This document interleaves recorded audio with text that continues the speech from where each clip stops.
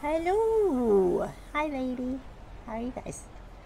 Don't forget to put in for the horror game challenge down in your channel points where you guys forced me unwillingly. No, you guys make me play a Beast Within, I think it is. 4 days left, 72%. So we kind of left at a precarious predicament last week. I will give the synopsis and we'll get started. So our party has been investigating a series of murders. Abel, the city's bard, wakes up from a rough night of drinking with a feeling of regret, wondering what he's told his coworker Louisa. Bastian goes to share the lieutenant's message to Juin, who has sent out Rhelora to find his missing sister. Virgil checked on Marjorie and finds her note to meet with her to celebrate her new business. And Brel finds Victoria, his neighbor, giving an engraved vase to his family. Meeting one another, they see the other bard of the city, Egburn, stagger out. Abel seems upset at the new recruit, thinking he's getting replaced, as they go to the corners to find more information. On the way, Rhelora leaves a clue for Juin to follow. At the corners, they find that the ooze matches up, but isn't made on this ship. Mr. Rickton said he'd look at the names further for all of you.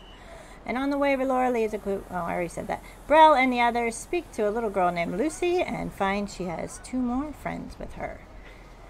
She disappears to the children's wing and the party follows. Brel stays outside with many mugs of ale spilling, and the bards put on a show for the children. Bastian shoots a sleeping dart at the off-tune one, and Virgil gets frustrated at hearing Baby Gnome instinctively pulling out a pistol, which is not received well. No sign of Lucy is found out, but they do find out a little girl of that description died last week. The party then goes to Sarah and Alexa's homes, finding Sarah's letter and journal, both giving a lot of clues as to the mayor's intentions and Sarah's downfall. Alexa's home gave the clue of cigars and a matchbook from the Globe Theater. And as they go to the docks where Alexa was found, shots are heard and a scream in the distance. Running to find the source, they find the headless body of Marjorie. Bastian gets news from Sanctum that her head was found in a bag, the letter M across the forehead. Virgil holds his pistol, scanning the crowd, and we left off with the group casting several things into the area. So, Bastian casts fairy fire. Probably, no doubt, centered on the body. Yes? Yes, Bastian? Yes. Okay. Yes, centered on the body. So it's a 20-foot radius. So you're going to have whatever color of your choice light up across the crowd. Everything is outlined across the crowd. And see invisibility, that word was cast by Brel. And detect magic was cast by Juin Liu.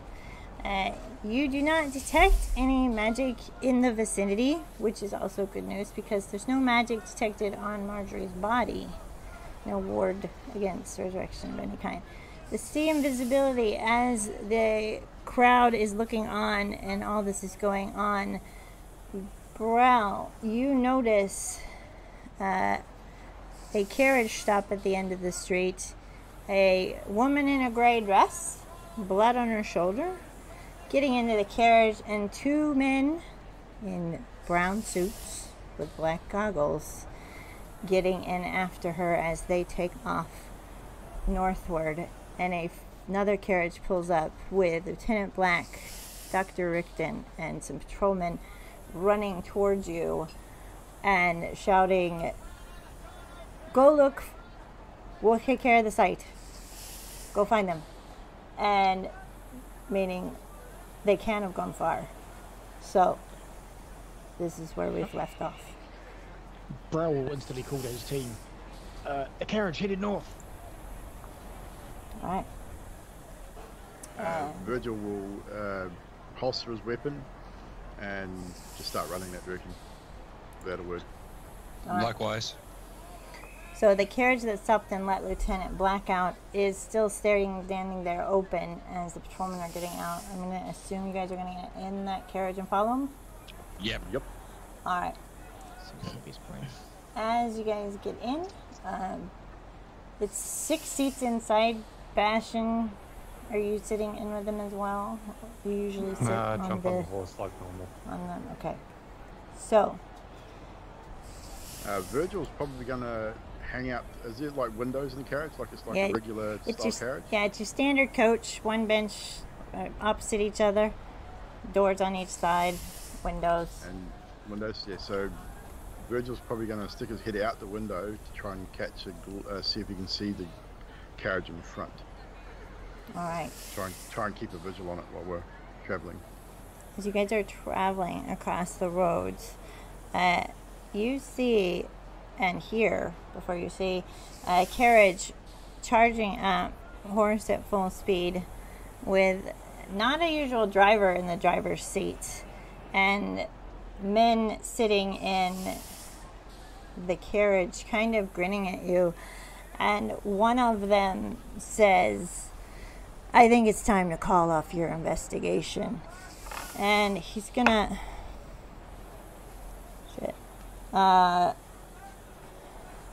fire a crossbow at the driver. The driver falls. Which side of our carriage? It's gonna be on. Is it on the side that I'm leaning out the window, or the opposite? It's gonna be on the side opposite of you. I'll go to a map, and this driver falls over. So you're gonna need a driver to get in that seat pretty quickly. I'd say Bastion's probably the only one that would see the driver go down, as the rest of us are inside the carriage. My head's out, but I'm probably focused on the carriage in front. Yeah, and we're gonna roll for initiative for our first time in three of us. Yay!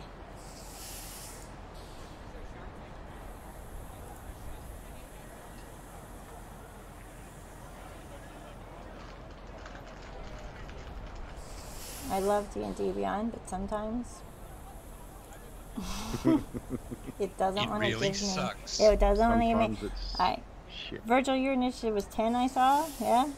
Nope. What My was it? initiative was 5. Oh, okay. Jin, your I'm initiative.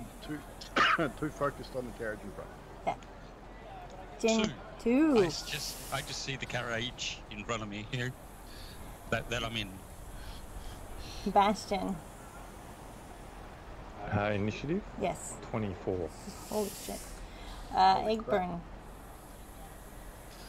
I got a 10. Rel. I got an 11. Abel. 13. Okay. Bastion, are you taking the driver's seats? Yes? Yes. I'll jump back, check to make sure the driver is actually dead, and then take control. The driver has So that's that. definitely fallen off the wagon and is no longer there. The headshot. Actually, call Would back to Virgil everyone have saying. Yeah, I'm gonna also call back to the others saying, driver's dead. With that, Virgil will probably start looking to see why this has happened, and probably pop back in the carriage. Alright. And obviously noticing the carriage next to us as well. Be like, oh crap. And actually, if I can as well, do I have the ability to cast something at them? Who knew? Hang on. You are up first with the 24. I was going to explain driving to you, but go ahead. You want to cast? Well, yeah, I'm gonna jump back and launch a acid arrow at the driver of the other cart. Okay, so you guys are in the red wagon here. They have moved up a little bit. So you want to aim at the driver of that carriage? Yeah. Alright. Roll the hit. I think that might have missed. It was a 12. Yeah, I missed. Damn. Alright. And now how do I control this car? Right, there are 4 levers. All right, you got to reverse, you got to forward and back, like fast and slow. You've got a left and you've got a right. You're gonna either, on a bonus action, either choose, if it warrants it, to drive aggressively, which is a strength check to either ram into them or something like that. Defensive, which is steady while they're ramming into you. If that's the case, that'll be a dex. And an intelligence check would be if you're going to drive strategically, like dodging things out of the way to get in their way, turning on a side street, things like that. And that can be your bonus action if you choose to take something. So, Okay, I'll drive strategically because my strength is shit.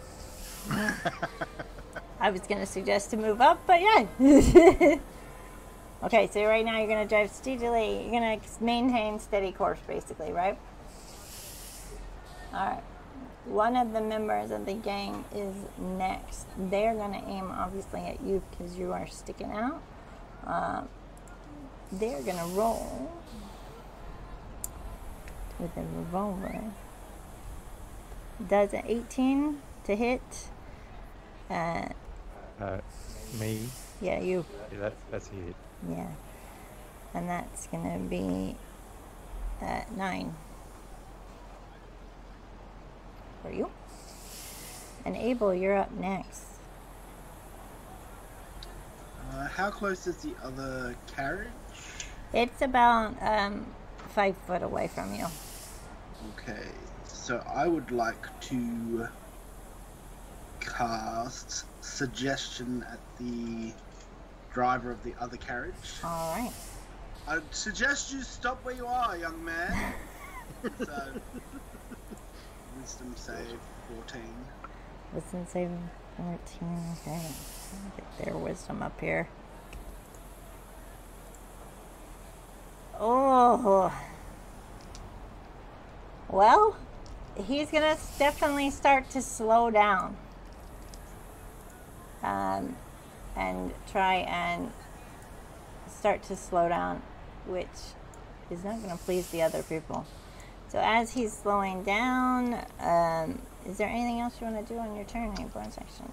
I think I'll use my bonus action to bardic inspiration on young Egburn. Egburn? Alrighty. I believe in you, young man. You have this. Sometimes glass shines brighter than diamonds because it has more to prove.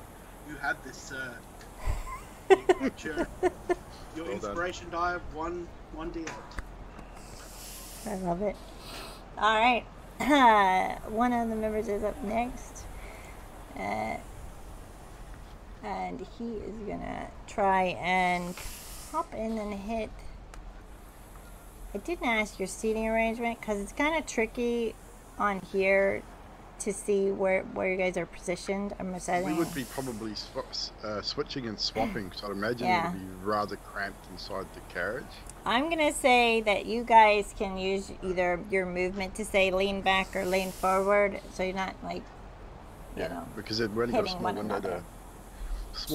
to see this other carriage from, I would imagine. So Yeah, well, you've got 2 windows on each seat, and then you've got the door window, so it's pretty wide open. I'm assuming with the doors there's little steps on Yep. either side. Yep. It's also like a little step in the back, and you can also try and move on top if you want to. He's going to completely miss at Abel, and he's going to duck back in. Bro, you are up next. Brel is... there's people very close to me. I don't like this at all. But they're shooting at us with weapons. I can see in the window of the carriage as it's pulled back, like I can still see through the window. Yeah, How far away would you say it is from us now that it's dropped back a little? it's probably about 10. Excellent. You guys see Brel, he clasps his hands together and he goes, "All right, if they won't slow down, we'll bring them to me." No. Hold the carriage together.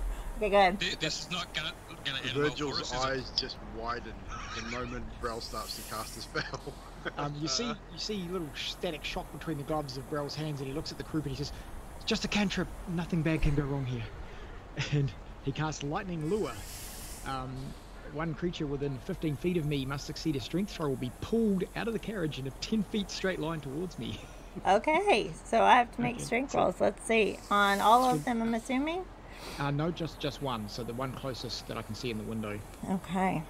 And it's a strength 14 save. Okay. He's going to fail with a 9. Plus 1 So- so 10. So the carriage was 15 feet away, you said, and It- he's going to be Yeah. 10 feet. So he gets pulled out of the carriage. I guess he would roll on the ground. I'm I'm not sure thinking how- he's rolling off the carriage and thinking he's out for now. And because he failed, he also takes lightning damage, which I will roll now. Nice. That is 6 lightning damage as well as Nice. whatever happens. So yeah, the lightning sort of streaks out. It's like a lasso around his neck as I'm rubbing my hands together, and it just drags him from the carriage to the deck. Which probably pops open the door, so now the door of their carriage is swinged open as he's pulled out with force. And that is that it for you? You're going to sit still? Yeah, All right. bro, can't do anything else. It's going to be one of the gang, and then Egburn after that. So he's going to try and retaliate at Brow. I'll assume tit for tat there. With a 16 to hit. Does that hit you? I would say, well, with Brow's shield, no, but I don't have my shield up. I would say yes. However, Brow has a reaction called Shield. As he sees the incoming attack, he casts Shield as a reaction and gives him +5 to his defense, so it is a miss. Alright, good. Alright. So he's going to duck back in. Egburn, it is your turn. Being inspired by Abel, Egburn is going to turn back and be "Too right you are, my friend!" And he is going to turn to Virgil, and part of his bonus action, he's going to say, "Virgil, you are Virgil Wildfire. This is for Marjorie. You can do it, man. You can do it!" And he's going to use a bardic inspiration to give Virgil a 1d8 Alright. as his bonus action. And then he's going to duck his head out the door of the cart. He's going to look at the bloke, and he's going to whisper the fact that he's like, "You know what? It's not us that should be calling off the investigation. It's you who should be calling our funeral." And I'm going to cast Vicious Mockery at him. And it's an intelligence save, is it? Or wisdom? Wisdom save. Wisdom. Alright. DC of 15. He's going to pass with a 19. So Fantastic. he's just going to grin at you and be like, "You're next." And is that it for you? You're not going And to then I duck back down in the cart after realizing that it didn't work. and hide. One of them's going to try and fire at Bastion again to stop this carriage with a 16 plus 6. That's 21. And their damage is shit. For like 3 damage, Bastion, you get. Alright. Don't spend it all in one place. Virgil, you're next. Virgil's going to it's almost like he ignored Egburn, but he definitely heard him. Just he wasn't really looking at him. He's more focused on something else. Does the door on the opposite side of the carriage open? Yes. Like does both doors open? Yes. So Virgil's just going to open it, let it flap in the breeze, and he's going to climb on top of the carriage, so he can get a clear shot at the driver. Yep. And he is going to spend a grit point and use Deadeye Shot, which will give me advantage on my attack roll. So he is going to steady himself as much as he can, and he's going to picture Marjorie's decapitated body and go for a headshot on this dude. So probably didn't need the advantage, but it was 24 to hit, That hits, yeah. and it will be 10 points of piercing damage Nice. as he fires his revolver. This shoots this guy right in the shoulder and starts bleeding immediately. And that's all for you. You're going to try and steady yourself on top of this carriage? This will be... he's really upset. As a bonus action, he's going to use Action Surge and fire again. Go for it. With a 27 to Yeah, hit. that definitely hits. And this time 11 points of piercing damage. Ooh, same place. With your steady aim, you hit him in the same place. He is almost down. He is looking very, very worried. And Virgil's just going to steady himself ready for his next shot on top of the carriage. All right. Next up is the guy that he just gave you this mockery that you should stop your investigation. And he is going to have like a hand crossbow here. He's going to miss with a 2. And just wait his turn. Jinlu, you're up. Bastion, you're next.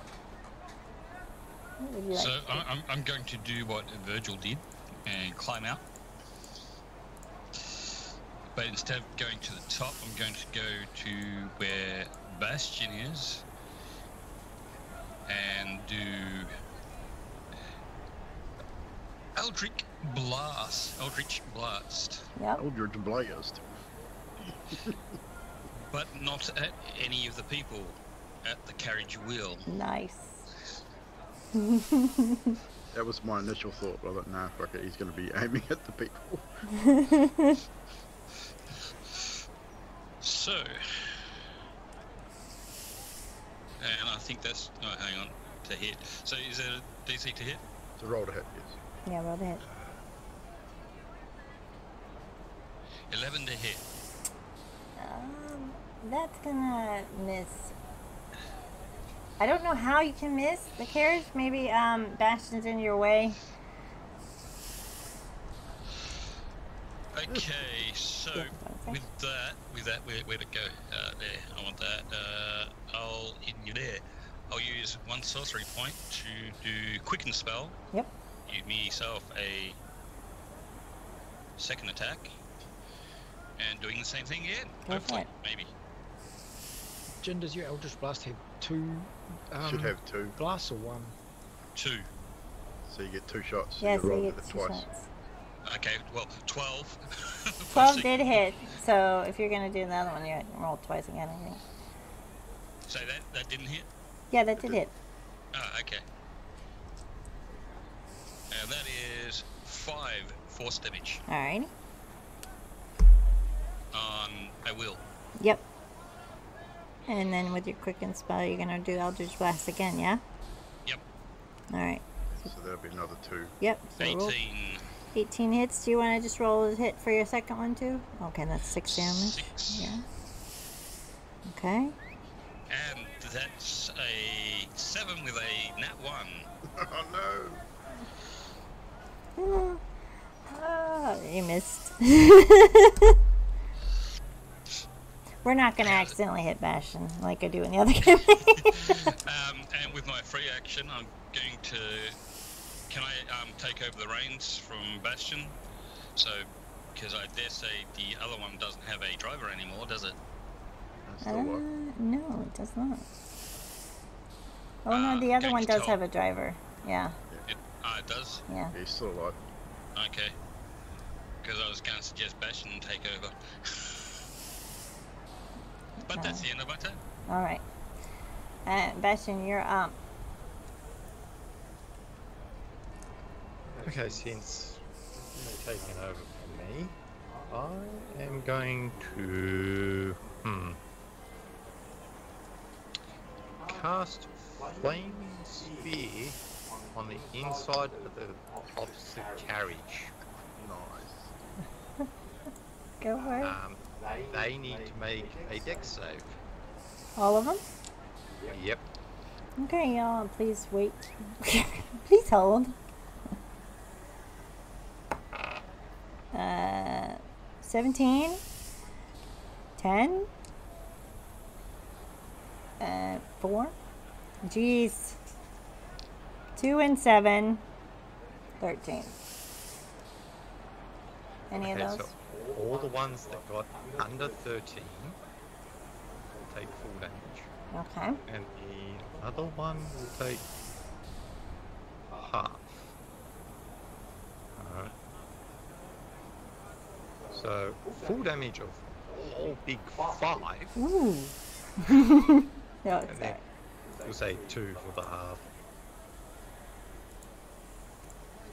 5's better than nothing. And that flaming sphere is still in there the next turn too. One of these gang members, the one that Virgil has shot, has passed away and is slumped over. These guys just kick them out to make more room for themselves as the wheels bump over. Jen, are you gonna try and dodge this body that's getting? Oh no, they're behind you, so you don't have to worry about it. And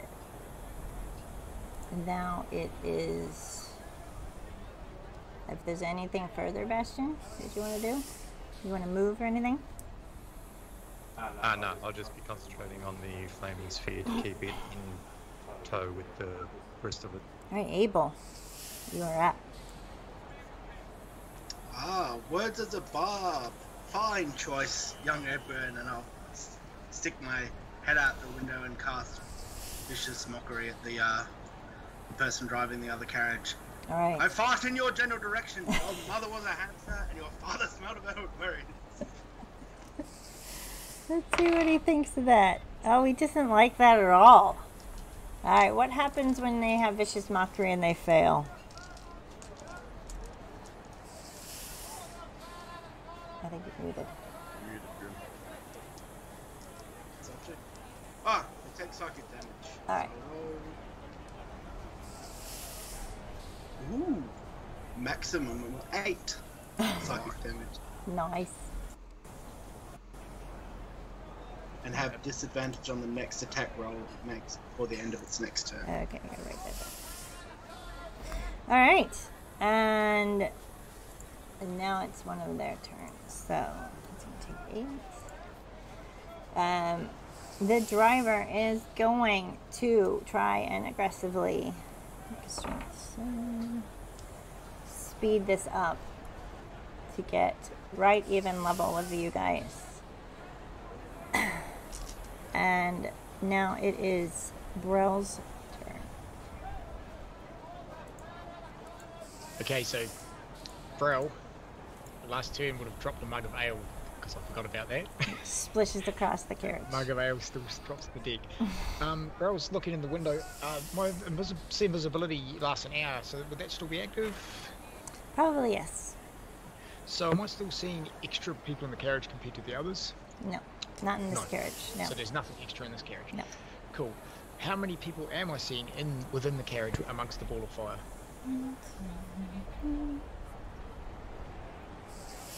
4.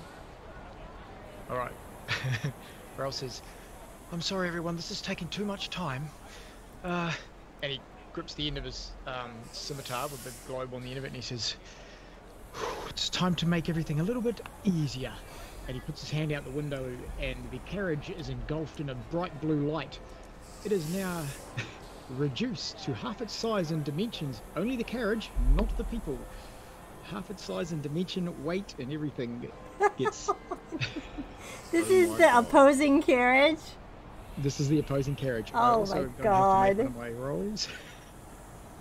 I don't even know what to do with that.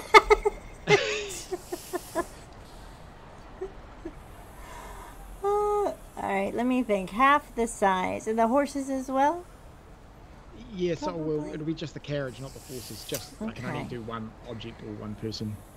Half the size. So let's hope it gets pretty cramped and hard out.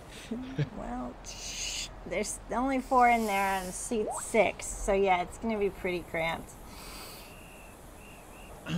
And the wild magic goes off. DM, a Modron, which is a mechanical looking, fitting for this, Yeah. a mechanical looking creature, chosen and controlled by you, appears in an unoccupied space within 5 feet of the carriage. It will disappear after a minute, but it can do whatever you want it to do. Thank God it wasn't a fireball within our carriage. It's like, okay, one of these clockwork gizmos pops up and starts hovering in you guys' way and looks at Egburn. Does not compute. Does not compute. And just keeps staring at him, hovering for now. Did you want to move? Are you good? No, I'm good. I'm just watching the carriage. All right. Whatever it's doing. So I'm going to give these guys disadvantage for their tight, cramped space now. And it is now one of their turns. And it's going to be targeted at Juin, whoever's driving. And it's going to hit with a 19 at disadvantage. And you're going to take 6 points of piercing damage, Juin, as this man fires a crossbow at you. And next up is Egburn.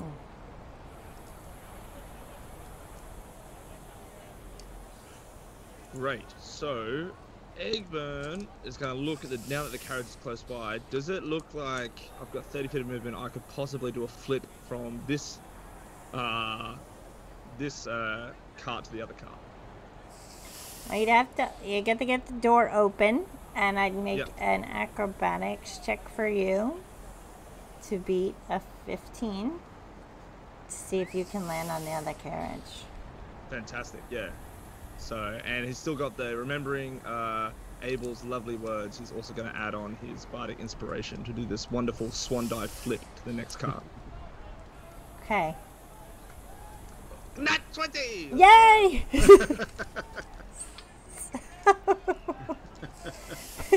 So I'd like to flip out, and then as I land, I'd then like to do a little bow at Abel and give him a wink.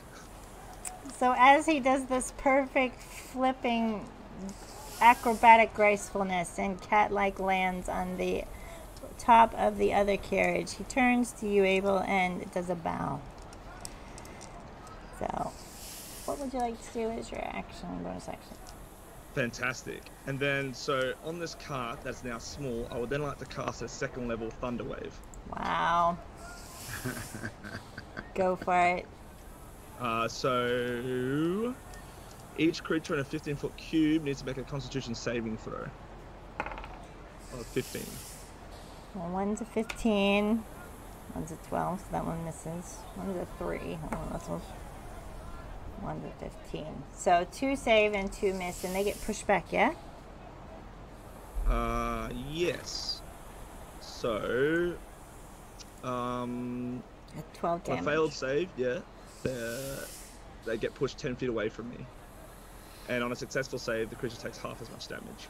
Feet away. If you're on top of the carriage, are you pushing downward, or are you just like pushing back? Downwards into it to try and send them out. I'm not sure what's send them out. Well, one door's open, so I'm going to say one blows out that side. And I'm going to say the other one's prone, because the other door's shut. So if you're pushing down, wouldn't really, but I'll make, how about that? So we'll make him prone. And he gets, you said 13 damage? 12. 12 damage. I think one of them's. But he is definitely hurt, and he is now prone. So you guys will have advantage on one of those characters. And you do have the driver right. He saved. So you still have the driver right next to you now. Now it is their turns, and that is the driver. He's going to try and ram this carriage next to him. And he's gonna hit. He's gonna ram into the side of the carriage. If you guys could all make a dex saving throw to see if you're staying still on top. Nice, Egburn. 14 for me. Good. Bastion, you kind of fall down. You're gonna have to take a moment to get back up. Well, you fall to the seat. You have to take a moment to get back up. And Abel. So you guys kind of get knocked into each other. Not a big deal. You have to just take your movement to sit back up right. And the carriage is taking some damage here. Virgil, you're up though. What's the distance between the two carriages? Like if he's just rammed into us, it's close the distance, yeah? Yeah, it's close to distance. They're right next to each other. So, how far would you say would it be? 5 feet, 10 feet? 5 feet. 5 feet. So Virgil's going to follow Abel, Egburn's lead and jump across the carriage. While doing so, holstering his pistol and retrieving 2 daggers from inside his coat. All right. And he's going to attack the driver. Make an athletics check. Jump over. That will be a 15. That does it. So as he lands, he'll draw his daggers, and with Egburn standing right there, hopefully this will get a sneak attack with my roguish abilities, which will give me advantage on the attack as well. Yep. Joys of being a rogue. First attack, I'll add my d8 to that because that was low. So you're adding your d8 to that, so that'll hit if it's 18, yeah? Oh no, you gotta roll d8. So it'll be 12. 12. Does that hit? No. No. So my offhand attack then will be low as well, 11. Do you have any So he advantages? misses. Do you have No. any? Oh, no, because you've got advantage already. Oh. Actually, no, I do. Sorry, I tell a lie. I have 2 advantages. That'll be a 22 hit. Well, that one hits. So that will be 7 points of piercing damage, along with another 3, so 10 total with the sneak attack. Kidney shot. And this driver does kill over. So, are you or Egburn going to grab the reins? Yeah, I'll use the rest of my movement to shove him off and drop into the driver's seat and attempt to start to slow the carriage. Okay. To a stop. Next. And my free action, I'll call out. Who's driving the Juin? Is Juin I driving think. the other Yep. carriage? Juin, I have control. Time to stop and end this goddamn fight. Alright. So, the one that made the noise is going to try and climb up to the top. But he's not going to be able to make it. So he's going to just use his movement to shut the door. Which was previously open on the side next to you guys. And Juin, it is your turn. And you've heard him say he's got the control, and you probably see him start to try and slow down. So, Follow suit. alright. I'm not going to do any attacks. Alright, so make a dex check to slow down. That's the slow down gear. 15. That works. And as you start to slow down, Bastion, do you guys want to do anything, or you just want to try and just... You were following someone, Grim, yeah, but... I think they've probably got away by this point. Maybe. Who knows? Alright. Virgil's slowing down, Juin's slowing down. Bastion, you want to do anything? So, anyone that's in the enemy cart is now taking more damage Nice. because I still have a flaming sphere in there. For it. 7 points of fire damage to them. Plus the cart, I'm guessing, would also be getting it too, since now it's shrunk. Yeah. Or do I missee that? Yeah, the cart would be getting it. Yeah. So, yeah. But outside of that, yeah, I'd just be sitting there waiting. 2 of these men start to catch on fire and are screaming, trying to pat themselves out. The one that has mocked you is fairly wounded. Abel, you are next. Did you want to do anything on your turn? Can I look out and see if I can still see the carriage that was in front? Yeah, you can. You can use your movement to peep out and roll a perception for me and see if you can see, because you're actively moving. So, while stuff's going by. 9. You can't see anything ahead. It's a lot of people in the way trying to get out of your way. Carriage is trying to get out of your way. You want to do anything else? Damn it. And that's it. Brel, you want to do anything? One guy left. One guy in the carriage? Yep. He's taking fire damage, and you guys are slowing down. Yep.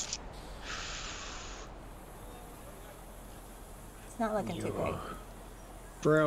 Brel's happy to wait it out. He's like, I don't want to cast any more spells just now. Let's see what happens, because I'm better with the sword than I am at the magic when it comes to accidents. Alright. Egburn. Anything? Great. Egburn's gonna yell out to Bastion and go, Bastion, I need the fire out. We need him alive. And he's gonna stick down his metal hand. And he's gonna say, take my hand if you want to live. Still like the guy in the cart. He's gonna say that to the guy in the cart. Alright. Are you persuading him to take your hand, or are you just sticking around? Well, I mean, if he's on fire, If he wants to live. Die. Yeah, if he wants to live. Roll persuasion.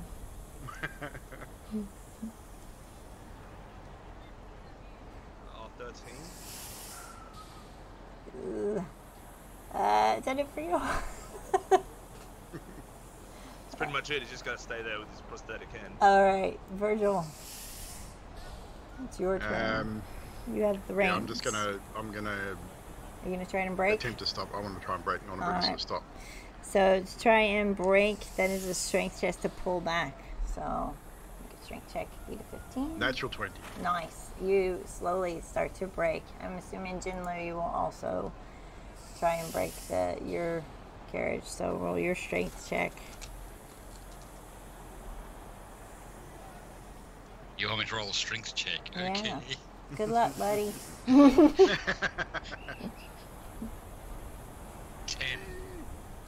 Jinlu keeps going. So, but you are going to slow down. I'm going to have your turn. You're going to just slow down to a stop by your next turn. But you're pretty far ahead. This guy is going to attempt. Can I make a check, see if I can see the other carriage? Yeah, make a perception. So basically, Virgil's going to be focused on stopping the carriage. Yeah, Once the yours is carriage stopped. stops, he's going to get out and attempt to drag this guy out to stop him from dying, because Virgil really wants to talk to him. All right. I got 13. You don't see anything.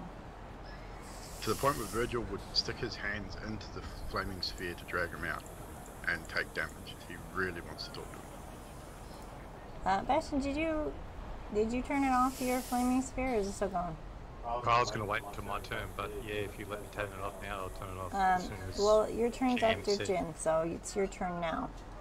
Yeah, I'll disable it, turn it off, and then sit back, ready to cast a firebolt? A firebolt? No, poison spray at the bloke that is getting out. You're holding your turn for that with that? Yeah, if he does anything stupid, I'm going to cast poison spray on him. Alright. I am going to say that the carriage has... Well, it's definitely stopped. Jin, yours is going to be stopping. We'll take you guys out of initiative, but I'm keeping your turns. Abel, it's now yours, and Brel, and followed by Egburn before I get to Virgil. If you guys want to do anything further as you're getting out and approaching him. The three of you You're want muted, Cam. Oh no, I was just saying I don't have cure wounds, but that's alright. Alright, this guy's looking pretty rough, so you guys take you out of initiative with Virgil would have been up, so he's in the carriage, he's burnt. Virgil just drag him out. Outside the carriage. And as Virgil does that, Brel would just light up both of his hands on fire and just hold his creation bonfire and say, Virgil, you let me know and I will send these your way when you need. Right, you are. We best stabilize each gentleman first, and I'll cast Healing Word on him to keep him from dying. carking. Yeah. Alright. Thank you, Mr. Harwinter. And then Virgil smashes him in the face with the butt of his Roll for damage. Not to kill him, Not but to just kill him. enough to either A, Daze wake him. him up or just let him know that Virgil means business.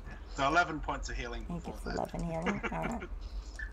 Basically pistol whipping him. I mean, it's not designed to really do major damage. It's enough just to essentially let him know, hey, pay attention. Alright. And then and who exactly do you work for? I ain't telling you anything. Crack. Another one across the forehead. Yeah. Just across the temple. No damage? Alright. He just Oh. grins. And once again, who are you working for, sir? And he just spits out blood and grins at you, missing a tooth. Can I possibly do something whilst this is happening? Yes. So I'm on the carriage deck of Virgil, right? Yep. Could I, this is up to you, could I cast fear on this guy to make Virgil his most terrifying, like whatever, like make Virgil the most terrifying thing ever? You can Cast fear on certainly him. try. Go for it. He has to make a, okay, great, fantastic. I'm going to whip out a white feather and I'm going to cast fear at him. I need to make a wisdom saving throw. Okay. Wisdom saving throw. As Virgil puts his pistol away, retrieving a dagger, and then jams it into his thigh. He got a 15. Fuck. So he probably would take damage from the dagger in his thigh, just saying. Okay. Do you want to roll for damage with the dagger? Do. You don't have to roll the 5. Yes, yeah, 5. Virgil, if you don't mind, I can be very persuasive if you carry on holding him. I'll keep the dagger in the wound and just twist it ever so slightly to cause pain, and turn to Brel. As much as Virgil kind of has a little bit of disdain for Brel, he's now realizing that hey, we are the law, we are working together, and says, all right, but if you don't mind, I will keep this right here. And he twists the dagger just a little bit more.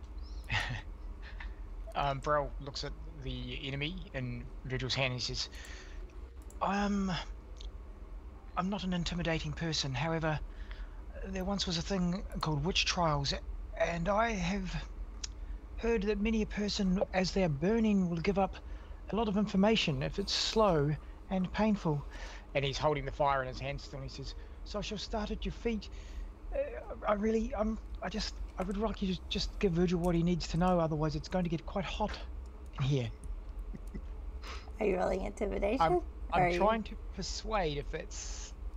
I don't feel like Brel was very an intimidating person at all, but trying to persuade him to give the information to Virgil. I mean, Virgil's very intimidating with a dagger sticking in his leg. Roll for persuasion. Oh, We'll she's see. good. 23. Oh, nice. Well done. And you're persuading him to listen to Virgil? What Virgil has to say? Yeah, basically give Virgil the answers he needs, or as best I can. Okay. I'm not going to say, but yeah, go ahead. Now, once again, sir, who are you working for?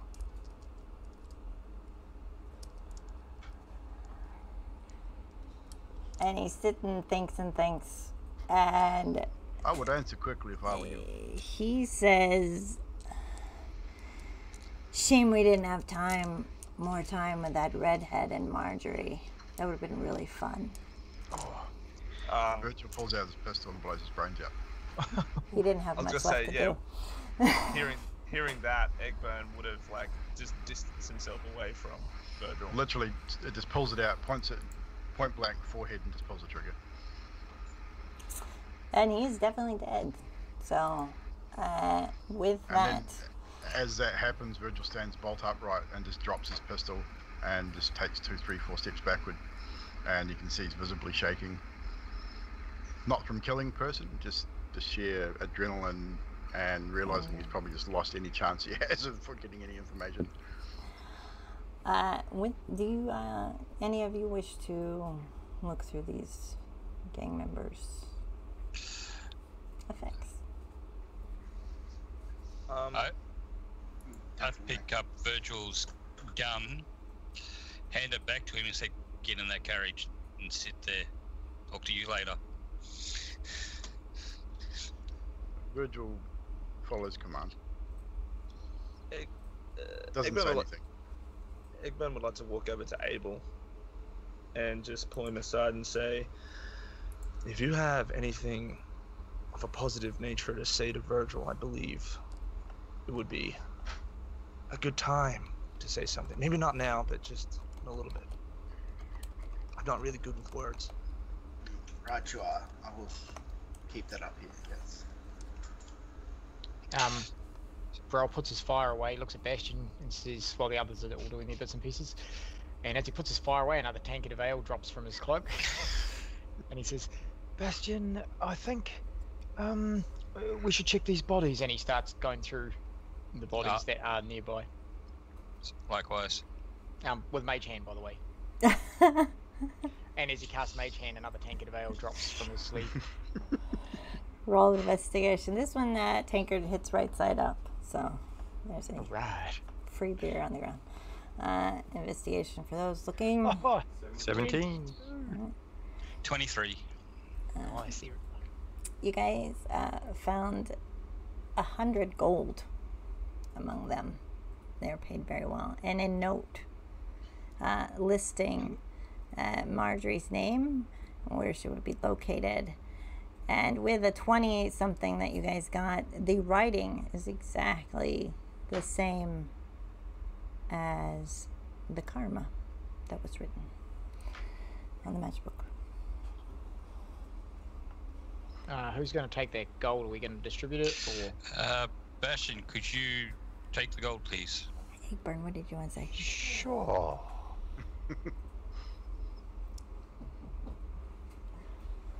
Really don't know what to make of that one.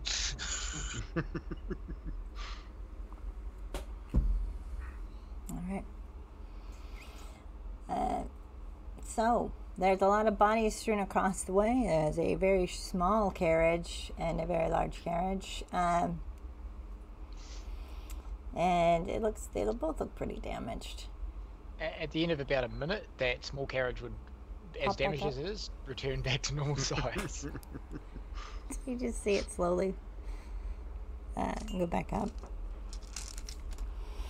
And Bastion, you get a message from Lieutenant Black saying that when you are finished, to come back to the Sanctum Yard. What time is it? It's actually getting quite dark, but you know that Lieutenant Black knows that if you don't make it, you can report in the morning. Because he'll get all this info I'll from you. tell everyone that I got a message from Lieutenant Black saying that he wants to see us back at headquarters when we're done investigating. So there's no sign of that other carriage then? Right. But we...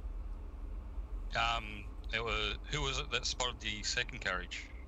Or spotted everything when we got there? That was Brel, I believe. Brel could that see saw the invisibility, first- and he saw the two He saw men. the eyewitnesses, or the Mr. potential Bear and suspects. Mr. Tibbs, yeah. Bro, what do you remember of the first carriage? Well, and I hit my memory banks of what happened just a moment ago. What did the first carriage look like to you? The first carriage, they all have similar carriages. You have your double-decker buses, you have your regular carriages, and the roofs look different. This one just had a red roof like yours. You remember the lady in the gray dress? She had a blood stain on her shoulder. You just saw the back of her getting in. And the two, Mr. Bear and Mr. Tibbs, you recognize from your sea invisibility. Yep. Other than that, the Okey-dokey. carriage is the same. Can I recall from when I did see because I activated sea invisibility as we sort of got to the scene, would I have thought that the woman was also part of the, like Mr. Bear and Mr. Tibbs being not visible normally? Was she normal looking to me, or was she part of that invisibility? You remember they have like a little bit of a haze to them, but she didn't have a haze to her. She looked Okay, like so you. she would have been visible. Cool. So I while- relate that to the team. Yeah. While they're talking, Virgil's going to get out the other side of the carriage, on the opposite side where they can't see him, and just start walking. All right. If you were to reach in your pocket, Virgil, you would have still the handkerchief of Marjorie's. And Are you headed toward a specific direction, or are you just walking? I'd probably be heading back towards the Lucky Aces, I'd imagine. Okay, so you're going back southward. But it'd be definitely the long way. It'd be through back alleys and just walking. And if you guys want to see if you spot him, just roll perception, see if you guys notice him leaving. Abel would head back to the carriage. He's like, Virgil, I understand that he's gone. Did anyone see which way Virgil went? 11. Do you want me to roll stealth? Because I probably would want. If you think you would be stealthing, then yeah. Natural 1 which makes it a 10. You're a little upset. What a time to roll a natural. Not thinking clearly. So if anyone rolled a say 12 or above, since he's got an @1 on stealth, you'd notice he's walking away. Brel says to Abel, look, he's wandering off a bit, but he might need a bit of time to himself, you think? Yeah, he's been through a little bit, eh? Possibly true. And we've got a lot of work to do. Egburn and Juin would probably be the only two that would realise that what Virgil actually felt for Marjorie. Like, that it was more than just the client relationship. Brel was more thinking because his friend died, and then he watched you shoot that dude in the head. He thought maybe you'd gone through some sort of trauma. Well, that's a possibility. But Egburn and Egburn and Juin would definitely know the deeper of it, probably. Egburn's gonna walk up to Juin, and he's just gonna put a hand on Jin's shoulder and just say, I think maybe we should put this investigation on hold for a little bit.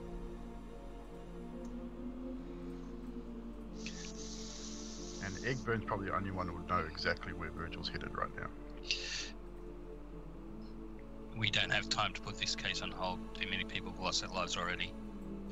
And with that, Virgil, see you at work tomorrow, I yelled at. Virgil doesn't respond, just keeps walking. Alright, so do you guys let him leave? Then you don't follow, you let him go? Alright. Bastion's relayed to you. It's about now getting to be dusk. I can't say the word dusk. It's getting dark. And do you choose to stay together and talk about what you've learned? Or are you feeling a bit however you feel and want to go to your places of where you're staying?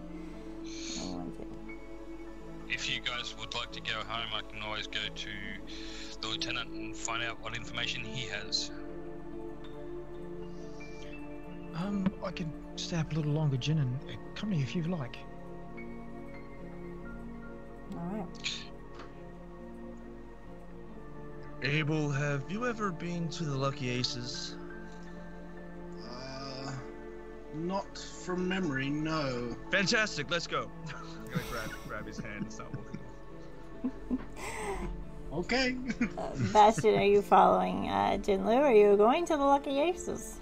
I'm going back to the yard. Alright. So we've got the party. we've got Egburn and Abel going to the Lucky Aces with where Virgil's heading. And we have Borel, Juin, and Bastion going to Sanctum Yard, no doubt. So, I imagine the ones with purpose would be probably doing the job. We'll do them first at Sanctum Yard.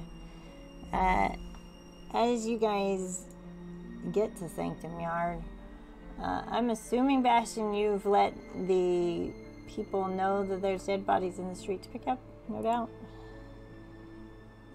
before you get there. And the three of you come in as Lieutenant Black is talking with several patrolmen, and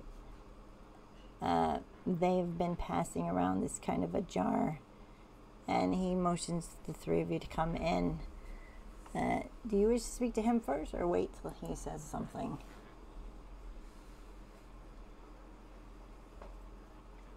Speak to him first. All right. What would you like to say? you want us to take a break? You know what? We're going to take a quick break. So we got time. No, just keep on going. He doesn't need to be Deal there with him anyway. first. We're going to take That's a... a good thing about splitting a party. Half the party can go for a pee. Yeah, half the party can go for a pee. That's true. All right. So, Jinli, you wanted to talk to Lieutenant Black first, you said? Yes. What would Yes. you like to say? Any leads on the cases? Well, we've checked, actually, Dr. Rickton checked Marjorie's body. We found out it was Marjorie. She had a deed to a gambling hall on her. No ooze, funny enough. This was just like a knife wound to the neck. No heart mutilated and no tongue cut out. And as according to Rickton, there's no ward against resurrection. So, Marjorie, I have petitioned Lord Albright, which might take some time, for a temple that the ship can head to have her resurrected. But the boys and I have pulled together some money for Virgil. I got about 300 gold. And it'll cost Bastion, you still got that gold that we gave you? Yeah, I start regurgitating that gold because it's the only way I could carry it because I've got no bag. Lieutenant Black just sees it vomited on the table like, wow, okay. And asks one of the boys to pick that up, and he gives it to Eugene and says for you to pass along. I'm sure he probably will want some time off. But I want you to know in a Larabelle's clause, Sanctum provides the guardian with resurrection should she be found and not warded against. So hopefully we'll find her soon. But it's good news, even though it's pretty bad news. Maybe she didn't, or he didn't, whoever didn't have time to get what they wanted done. Maybe you caught them. Yeah, this one looked a little bit public. And it wasn't yet night, so someone's in a hurry to finish this, it seems like. Marjorie was on that black book list, but her name was crossed out. Do you know if Marjorie had anyone with her? I don't believe anyone was. I believe Virgil was. We were on the way to see her at the time. All right, so she was by herself when you saw her. Was any? Did anyone ask around the area? We asked around the area. There was I'm asking because one of the witnesses saw her talking to a red-headed female. Walking and talking together. I don't know of any people from the district redheads. So, something to think about. Bro, the woman that you saw, Yes, do you remember the colour of their hair? I believe she was a... no, I haven't written down anything of hair colour. She was in a grey dress with a bloodstain on the shoulder, though. She had blonde hair. She had blonde hair. There you go. You would have noticed, yeah. No red hair. What about your lady friend that came across us this morning, Jin? Didn't she have red hair? I believe she did. Does how well do you know her? Do you think maybe possibly? I'll be asking. Yeah, maybe pay to check. We don't have a lot of. I mean, I'm the only redhead I know around here. That's right, you do have red hair. Well, so I'll leave you guys with that lead. But this is another woman from the book. And you guys asked about, the coroner mentioned that you asked about some names in the book to check, for him to check, I do believe. He's looked them over, and would like to talk to you sometime tomorrow about them. And you mentioned some little girl of some kind. I don't know too much about that. I know a gun was pulled in the children's wing, which we will forgive considering the circumstances, but it took a lot of gold to pay off, so not complain, Lord Albright. So go and check that with the coroner tomorrow.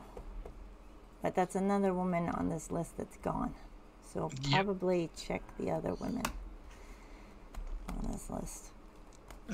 We'll do. One of them's on my way home, Jen. I'll probably check her again, eh? Lieutenant. Yeah. Would you be able to do me a favour? Could you please check out the mayor's wife for me? Lady Kane. Yes. What do you think?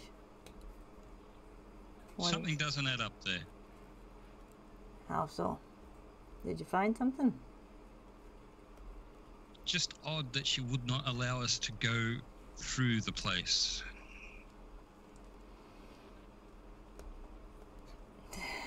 She's a bit of a snob, Jen. I mean, yeah, I could check it one more time, but, you know, I'll check. That's all I'm asking. All right. Well, I'm assuming the bards are off at the pub. No doubt. More than likely. I had high hopes for Abel. I didn't want him to get corrupted, but, yeah. So look out for him, would you? I will. Alright. I'll see you guys tomorrow, except for you, Bastion. I'll talk to you in a little bit. And he kind of pats you on the back, and you have the jar of gold to either do what you will with. So I'll take the jar of gold with me, and I'll go back to my place. Alright. And we'll go over to the pub, and then we'll go back to you guys. So, at the Lucky Ace Gambling Hall. Virgil would have got there before the other two, and would be sitting at his usual table. Yeah. Drinking heavily, a bottle of whiskey sitting on the table. He's probably already about half in. By this stage, he's literally just pouring in the shot glass and just slamming it back. Let me go to my Lucky Ace sounds here. And he's drinking. And Egburn and Abel, no doubt you're with him. Are you? Yes. So before I entered into the tavern, Egburn would have turned to Abel, and he just would have said, "Brace yourself for what is to be known as a slice, just a small slice of heaven." Then he's gonna open the doors. He's gonna take in a big, deep breath air. I just want to go on record and say I think this is probably a poor idea, but let's go. And as you open the swinging saloon doors and take a breath, Abel, have you ever been to the Lucky? You've never been. No, I don't. I don't believe so. So it's your typical Western style kind of saloon. The women have the low-cut bustiers. The piano player is playing. There are cards, roulettes. The bar is flourishing. And people don't have a problem getting in a fight at the drop of a hat and then buying each other a drink. So it's pretty crowded and not what you're used to at all. So do you just follow Egburn, or do you have a look around? I shall follow Egburn. Yeah. All right. And Egburn, you're going to Virgil, or are you doing something different? I'm gonna walk straight to the bathtub, but as I'm walking up to the bathtub, I'm gonna be giving Abel a list of rules from that Egburn has learnt over his experiences in the Lucky Aces. So as he's walking, he's gonna say, "Alright, so don't look anyone in the eye, don't play poker with Sebastian, also don't try and bet on things that you don't have, don't touch the women unless they want to be touched. Sometimes they even don't want to be touched, even when they say they do want to be touched. It's a little hairy. Try not to get too drunk. You can't get drunk, but just don't be you. Be somebody else. Okay, you'll be fine." You gotta keep walking through. He's gonna slide his hands into his pocket. I'm going to stay there. And as he's walking by, if there's like a bit of ash or dirt or something, like on a table, he's gonna pick it up with one of his hands. He's just gonna smear it over Abel a little bit. Get him a little dirty. Yeah. And then he's gonna just give him a little tap on the cheek and just go, "You stand out a little bit. This'll help you fit in." And then he's gonna walk to the bar. Tremendous. Oh God. Virgil, you're just going to sit. Are you going to sit with Virgil, or are you just going to walk around? Virgil would have seen them come in. No. At this point, he's not going to say or do anything. He's just going to keep drinking. Some of the ladies. I mean, it happened in daylight, so most of the ladies have already probably heard. And the barkeep, since you are a regular here, and so is Marjorie, has given you a free bar tab for the night, so you are free to do that with what you want. And he just nods and keeps handing you whatever you like. Egburn, however, no matter how much he persuades, is not going to get the free bar tab by association. He will have to pay. Virgil would probably catch the attention of the bartender and just give him a nod, letting him know, just give him it. It's on me. And he nods back and kind of passes a couple shot glasses to Egburn and his friend Abel. He doesn't recognize him. Kind of sticks out. You guys, if you want to roll perception, that is your choice, to see if you see something or someone that stands out different from the rest. Virgil won't even be looking. No. He will be focused on his drink. He probably will eventually wave Egburn over. Eventually, not straight away. Right. Does Abel would know who the bartender's name is, right? Mm-hmm. Sam. Sam? Great. Abel would just be like, "Sam, my buddy, pal, mate, friend, fantastic person, best pal in the world. Howard, come here. You here to pay your tab, Egburn? No. I didn't think so. Why do you think? Better. I'm gonna raise it. I'm gonna make it higher. I'm gonna add some more to it. You know what? I want nothing for today, nothing to be, nothing but the best. Okay, this is Abel. And I'm gonna put my arm around Abel. Abel is famous. Hi. You do look familiar.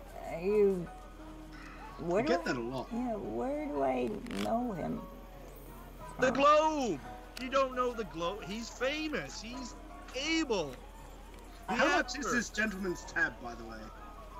Halflings on a boat. Yes, you were right. I know. My wife loves that. She's like crazy about you. I can't tell her you're here. She'll leave me for you. What can I get you? And this is when Egburn's actually gonna get a bit more serious and gonna lean into Sam. He's going, "Actually, Sam, this isn't pleasure. No, I'm being serious. This isn't for me. This is, obviously you know about Virgil. Yeah. Wait, what? You don't know what happened to Virgil? Oh. Look, it doesn't matter the details. Just whatever you've got, top shelf, give it to him. All right? I swear to God, I will fix you up whenever I can. Okay? I'm on to big things. I will do. Probably by this time, Virgil's probably sitting there eyeing this whole thing, knowing that Egburn is probably floundering hard by now, and that Sam's is really fucking annoyed, and literally just slowly strolls very slowly, casually across the bar, stands behind Egburn. And how much is Egburn's tab, by the way? 'Cause Virgil probably knows what it is. Let's roll a d20 times 10. 50 gold. And Virgil, just without saying anything, leans in, and all you'll see from behind you, Egburn, is Virgil's hand drop 50 gold on the bar. And then he'll turn and head back to his seat. You got a good friend there. That was less expensive than I was expecting. Me too. Yeah. Same. Same. I was expecting a lot more. Yeah. Sam, you can't take this. Just, honestly, I'm gonna bring the gold back. I'm gonna give it back to him. Just for this once, again, for the 5th time, 10th, whatever it is. Just help me out, okay? Please. It's for Virgil. I not help for you me. out every week, Egburn. I know, but it's not for me. You work here. Oh, no, you work at the Roasted Chicken. You applied for a job here. I forgot I fired you. All right, go. Great, fantastic. I could take this, and he's just gonna point to the bottle.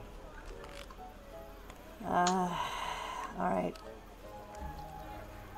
And with that, he's gonna turn. He's gonna start walking over to Virgil with the bottle in hand. Abel is going to look around, so I got a perception of 18, but Right. Abel is going to pay the tab Okay. while Egburn's walked away.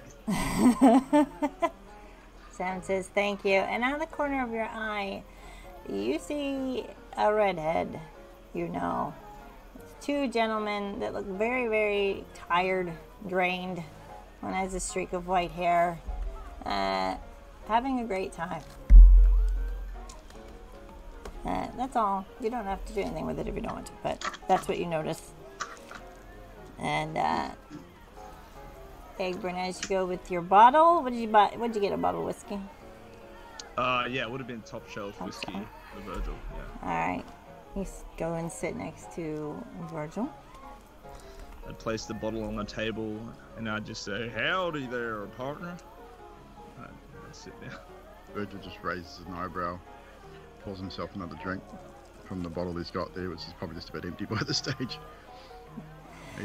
He's looking pretty bleary-eyed. Like you can see, he can handle his alcohol. He's a big drinker normally, but his eyes are a little bloodshot. Well, his eye, the one you can see because he's got a patch over the other one, is a little bloodshot. His jacket is laying open, so you can see the handle of his pistol quite clearly, and you can see the handles of the daggers that he keeps inside as well. He's not trying to hide the fact that he is armed at all, which he normally does. Did you pick up the pistol at the scene? Jin did and handed it back to me. Oh, gotcha. All right. So, Noticing that Virgil hasn't reacted at all to that, which normally I would assume me mocking his accent would probably get a raise. Yeah, he normally would punch in the jaw for it. Egburn just sits down and doesn't say a word, opens the bottle, and pours it into his glass. Virgil raises his glass and shoots it back, downs the whole glass. and Abel, you were left at the bar with the tab. Did you? I'm sure that Sam poured you something. Did you join them at the table, or are you? I will join them at the table, but be quite obviously distracted by the redhead and the gentleman. All right. So, Mr. Harwinter. How are you, Virgil? I see Egburn is convinced you to come to the lower end of town. Once a long time ago, I would have been in here too. I spent many a night here. Do you play poker by any chance? It's how I got this. Well, I promise not to cut your other hand off. Much obliged. And Virgil takes a deck of cards and starts shuffling. as you guys play poker, we'll take a quick break since it's almost 7, and then we'll return to our other side of the coin here.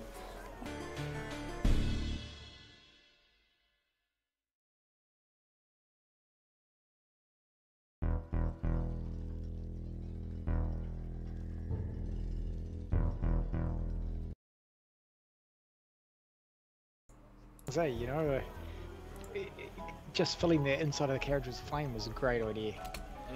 Yeah. Hey guys, we're back. Yeah, I'm getting a lot of curveballs tonight. I'm like, oh, what? A shrinking carriage? What? What do I do with that? You know. So yeah. I wasn't exactly sure what was going to happen then either. I thought, well, if it shrinks, there's multitudes of things as a DM you could come up with, so I thought I'll leave it up to you, see what happens. I thought it was well done. I think the whole thing was pretty well done. I was actually wondering whether or not the flaming sphere would expand because they're contracting. That was Maybe. my idea, though, that I the didn't carriage think gets about smaller, that. therefore the flaming sphere fills more of it, but they were already taking damage, so I guess it wouldn't have done any more. It wouldn't have increased the damage, but yeah. But yeah, just thought it would look hilarious. Yeah. The whole idea was pretty cool. I was considering the horses or the carriage, because it says a target, so you know you can't take two. And I was like, oh, if I make one horse small, it might fall over each other and it could be a big accident. I thought, oh, I'll do the carriage, squash the team. It's kind of like the rocks for evil. Be like, well, this is over very quickly. Thanks, guys. And the lightning lure, I was thinking, man, that would be awesome in a Mack truck or something where you just rip someone out the door going at 100 k's an hour. Yeah. Oh god. Well, I think it's cool. Like, if you guys stop it in one shot, that's a pretty cool spell to remember that happened, you know? Oh, yeah. So... I liked the whole encounter. It was fun. It was a good encounter. You guys getting on the carriages, I was like, oh, this is like my favourite Western movies of all time. Come on. Virgil's a cowboy. Hey, He can get on the carriage. I actually wanted to go him. without saying. I wanted them to fall off.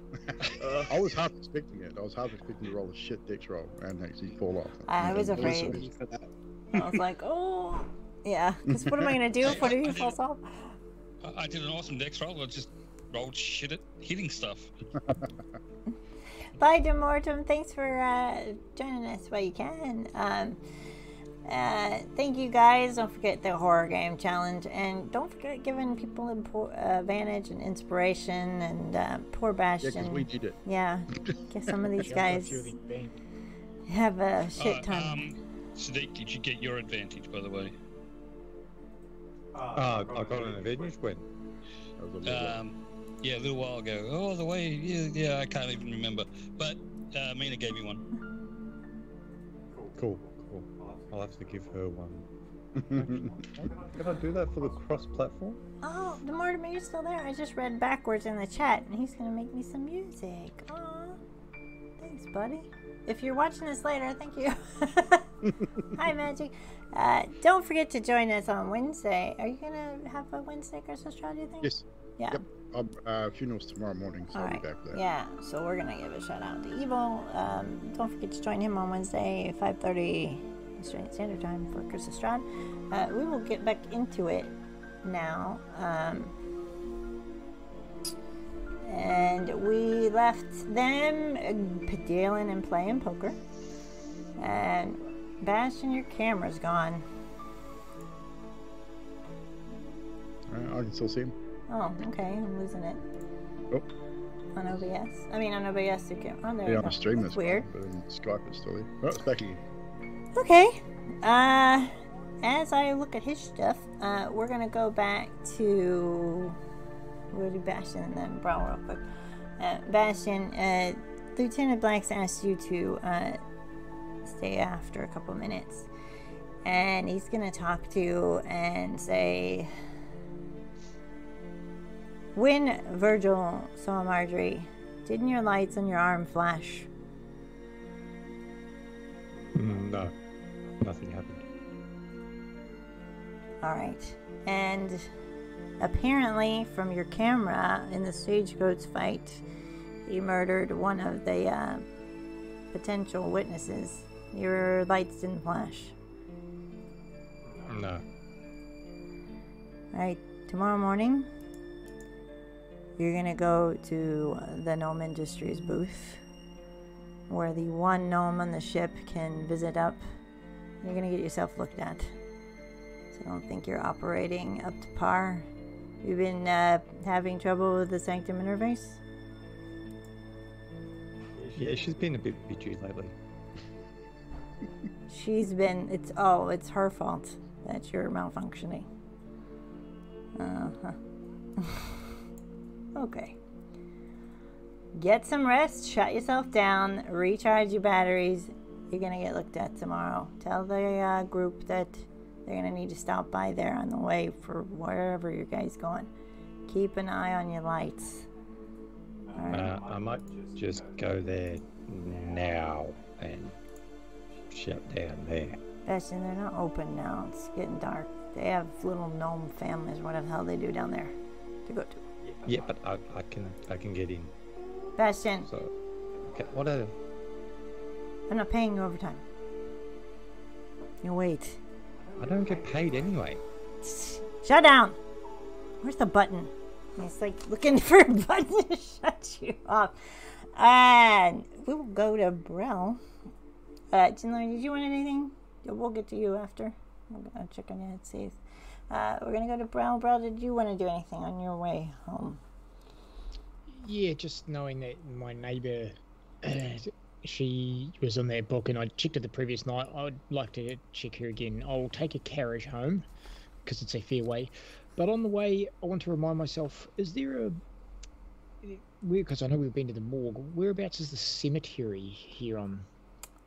Sanctum does not have a cemetery. So do they just burn all the corpses in some sort of burner or something? That's where I was headed. Okay, Yeah. cool. The bodies go somewhere and they aren't seen. So, yeah. The loved ones get like a little symbol of their deceased. So. Okay, cool. Which I would know. That's fine. I just wanted to make sure I was checking avenues. Otherwise, yeah, stopping at my neighbour. Her name is something here. Victoria Niles. Yes, Victoria. So you knock on the door. Who's going to answer? Victoria's father answers the door. Mr. McBarrington, the third. That is I. Hello, Mr. Niles. Hi. What can I do for you? It's a little getting dark. Yeah, it is getting dark, and I apologise for the late calling, but just checking in, really. Is everyone in the family all right? Oh, yeah, we just had dinner and settling down. I think the missus is doing some embroidery. Oh, that's good. Is Victoria in? Yeah, you come on in, and he brings you in. They have a very, very nice home. He is a banker there. And so you go into the parlor, and I remove my hat and coat and hang it on the nearest whatever as best I can.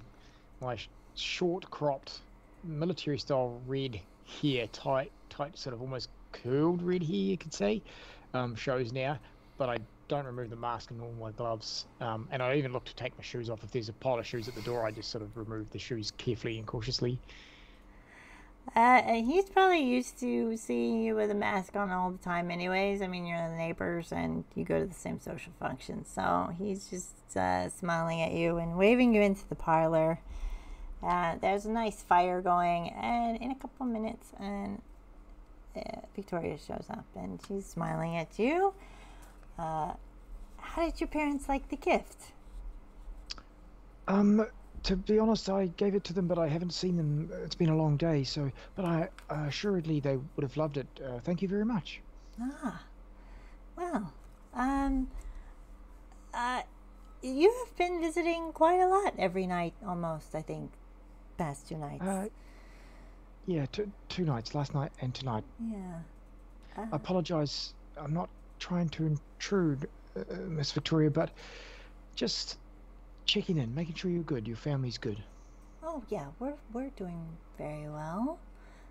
You haven't noticed anyone maybe following you, or has anyone been annoying you or quickly asking you questions other than me? Yes, you. Yeah, you have been doing that. I don't think there's anyone else doing that, but you do realize how odd it sounds that you're just asking. It's something I should know. I mean, I know who you work for and your father works for, and is there something wrong? I mean, I can't disclose much. You know who I work for. There has been women of your age group around that have been targeted as of recent. I cannot give any more information than that, but I just want to make sure the people I know are safe as well.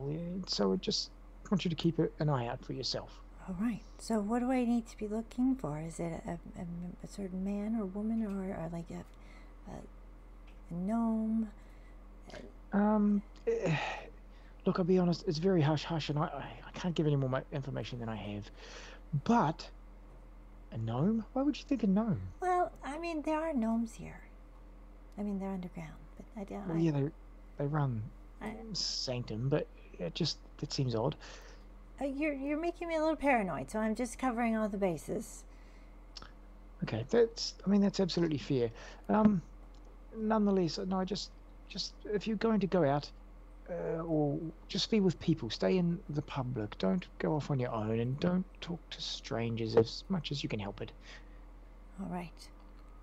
I don't mean. I'm not trying to worry you or make you paranoid or anything, but best err on the side of caution is all I ask. All right. Do I need to? Do I just come to you if someone speaks to me, or? Yes, if there's anything that you feel is unnatural or strange and you think it needs to be brought to my attention, come straight to me or straight to even Sanctum Yard or the nearest police. Just get a hold of me as best you can, how you can. All right. I will do anything I can to make sure you are safe.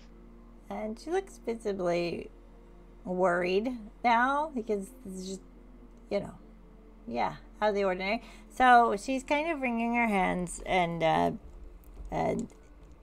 she's gonna probably see you out unless you wanted to stay for tea or anything like that. No, he's happy to. Even if she offered, he would look around and go, "How's it prepared?" No, he. No, it's quite alright. I can, and he uses. And I didn't mention, but when he takes his hat and cap and shoes off, that's all via mage hand. Never touches it with his own hands. He's mage hand the hat, the coat back on, and he says, "Good evening to you. Sorry if I've disturbed you. You know where to find me." And he sort of points next door. Is your beard cankered still going? They will be if I cast a spell. Yeah. 24 hours, so it would end after this next sleep. Okay. All right. And she says goodbye and waves and shuts her door. And if she finds anything, she has assured you she will be telling you. Okay, and I head into home and carry on sleeping and all that like normal. All right. And Jin, are you going home? How far? So I'm at the Sanctum Yard. Yes. Or was there, and my home's fairly close, isn't it? Yes, you are right behind Sanctum Yard. Actually, I think you picked your house. So if you walk over there, you'll find a little note sticking out from under your door. I picked the note up. Mm-hmm.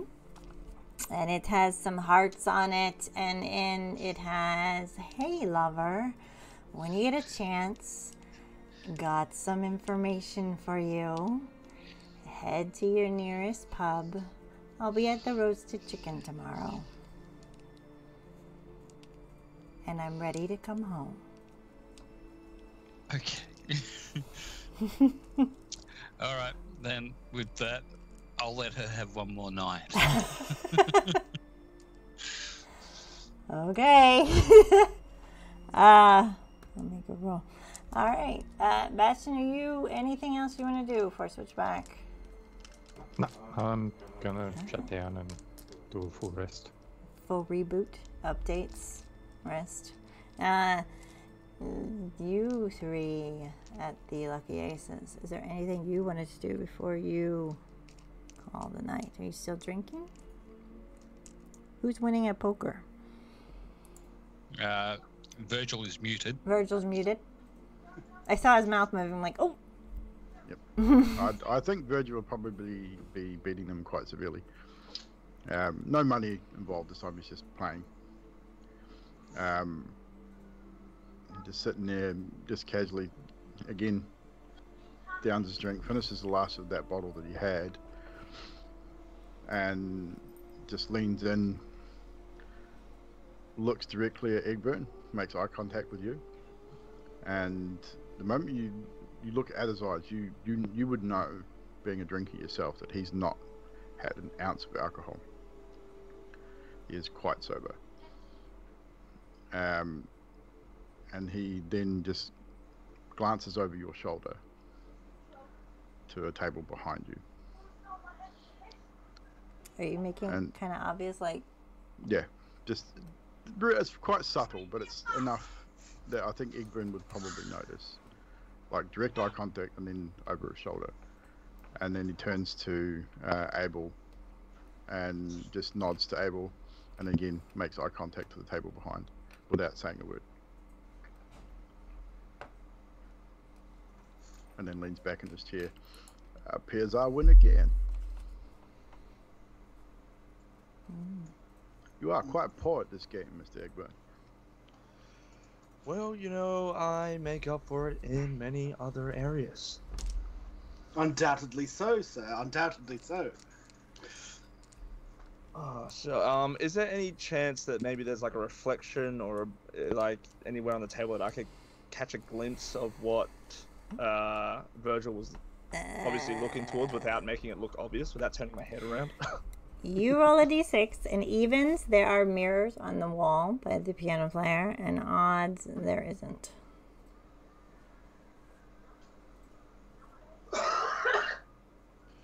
There is not. There's Cool. not. Fantastic. Okay, well, in that case, Egburn is gonna get up and stretch and go, oh god, oh, excuse me. He's gonna stumble a little bit and go, I think I had a bit too much to drink. Where are the toilets again? And he's gonna turn around.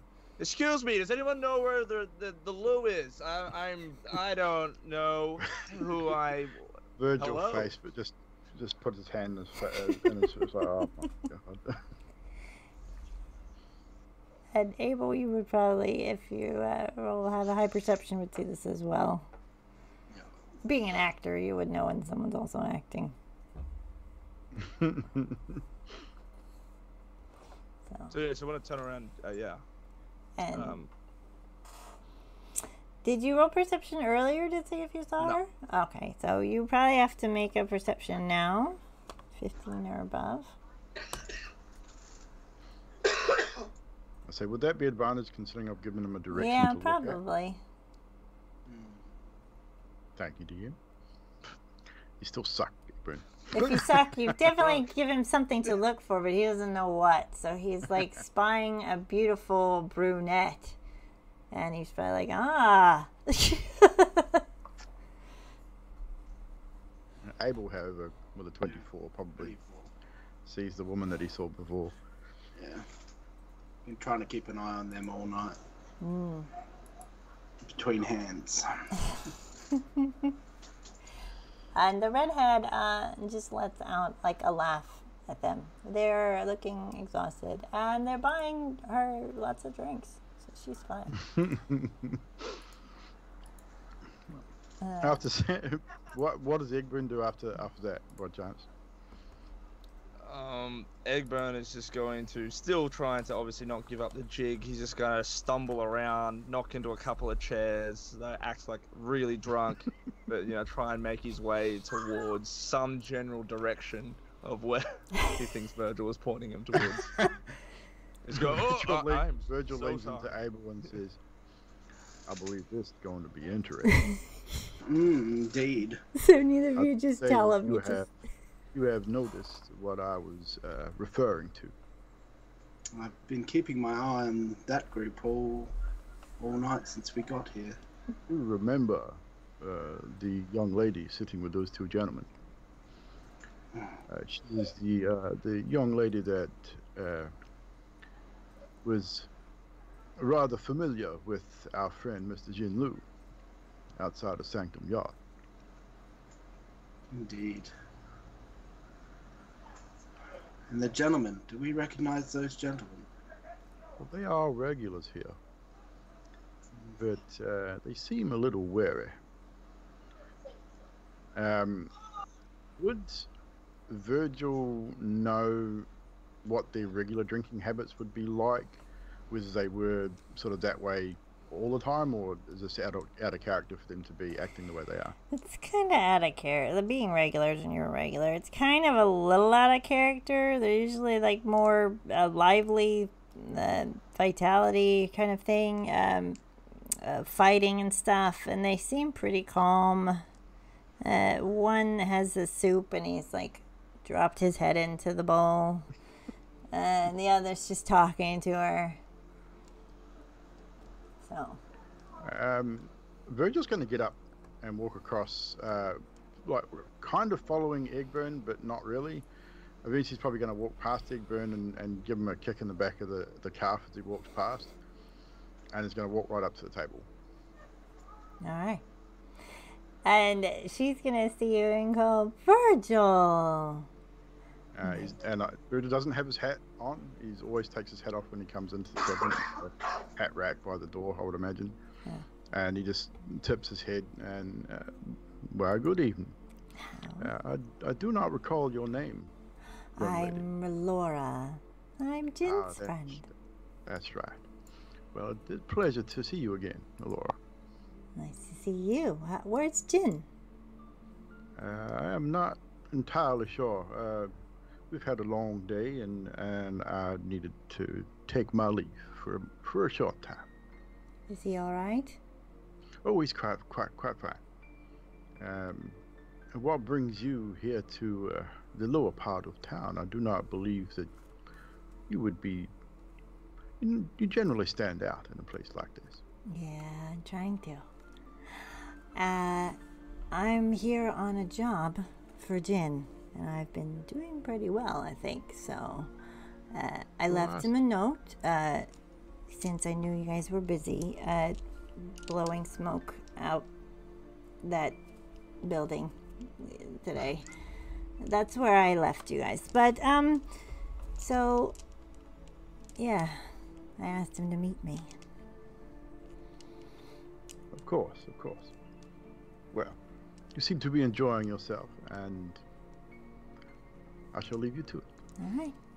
You have a wonderful evening, ma'am. You too. And she gives you a wink and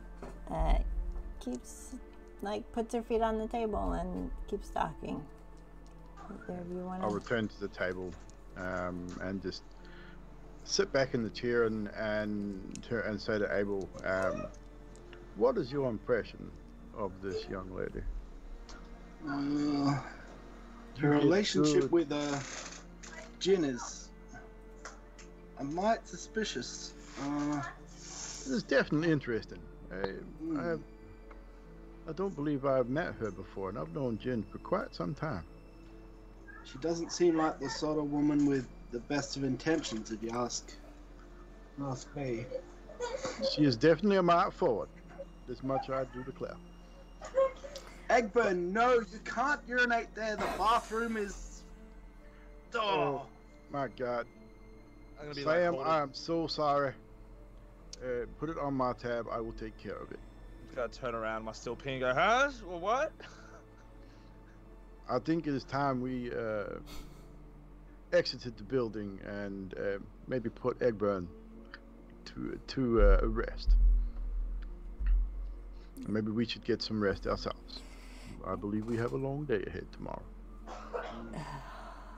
And Sam just yells, "This is why you got fired the last time, Egburn. Get the hell out!"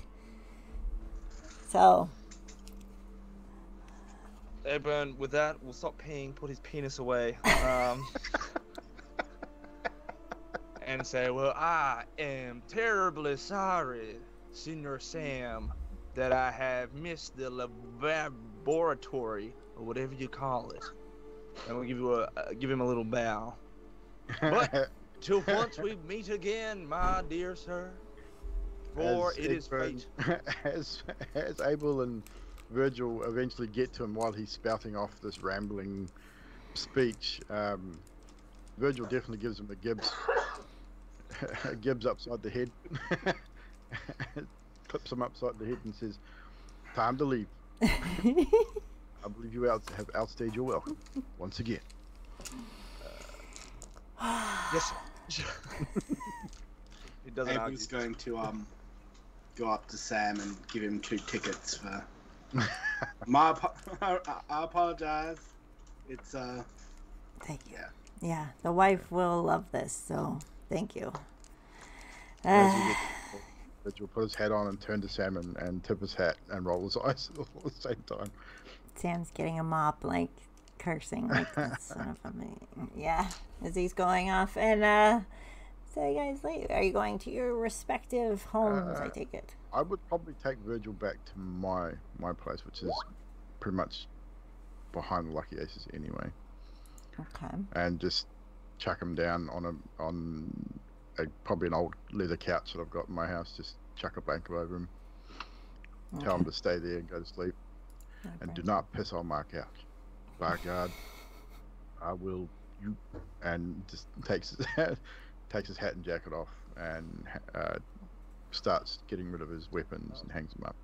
As Egburn is being helped, he would mutter and go, "Virgil, are you a religious man by any chance?" I believe you already know the answer to that question.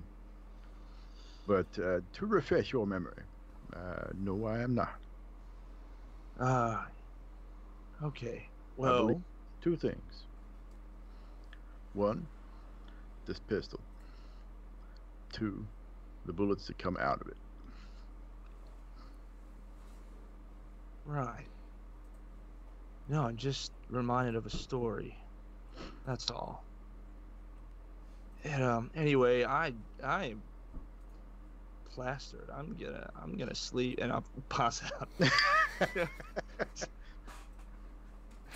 Before Virgil goes to bed, he will cover Abel, make sure he doesn't get cold. Not Abel, Yeah, Egburn. I'm assuming Abel would have left us there. If you're there with us, you're probably helping me put him away, put him to sleep, I'd imagine. Abel is going to go to the Globe and check on Louisa, which is what he wanted to do before. Yeah, Virgil would bid you a good night, probably as you were helping him get Egburn up the stairs. Because my place is on a 2nd story, so it would have been a bit of a mission to get him up the stairs. Yeah. Good evening, Virgil, and good luck with that. I have dealt with this many a night. I'm sure you have. Good evening to you, sir. And Abel, you are going down to the Globe Theatre. Applings on a Boat set is still up and going. As you go back through, it's very, very quiet.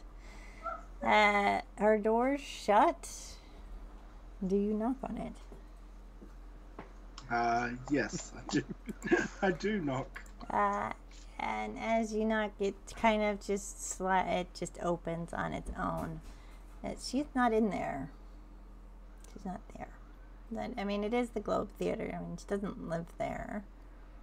Yes. But her door's open and unlocked, and her dressing room's empty. I'm gonna have a look around and see if I can see anything.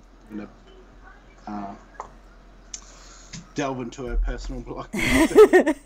As you do. Roll investigation. It's the undie drawer. 10. 10. You see, not too much, just receipts of things she's purchased for herself and others. If you wanted to look through those, nothing much of note. Some of her lines she has to memorize, things like that. It's nothing with Lord Kane's, anything to do with the Kanes at all that I... No, there is, no, not with a 10. No. I'll look around for a bit, and if I can't find her, I'll head home. Alrighty. And as you guys all head home, no evil. He doesn't. As you guys head home, and you wake in the morning, Egburn, roll a con save. Kind of given.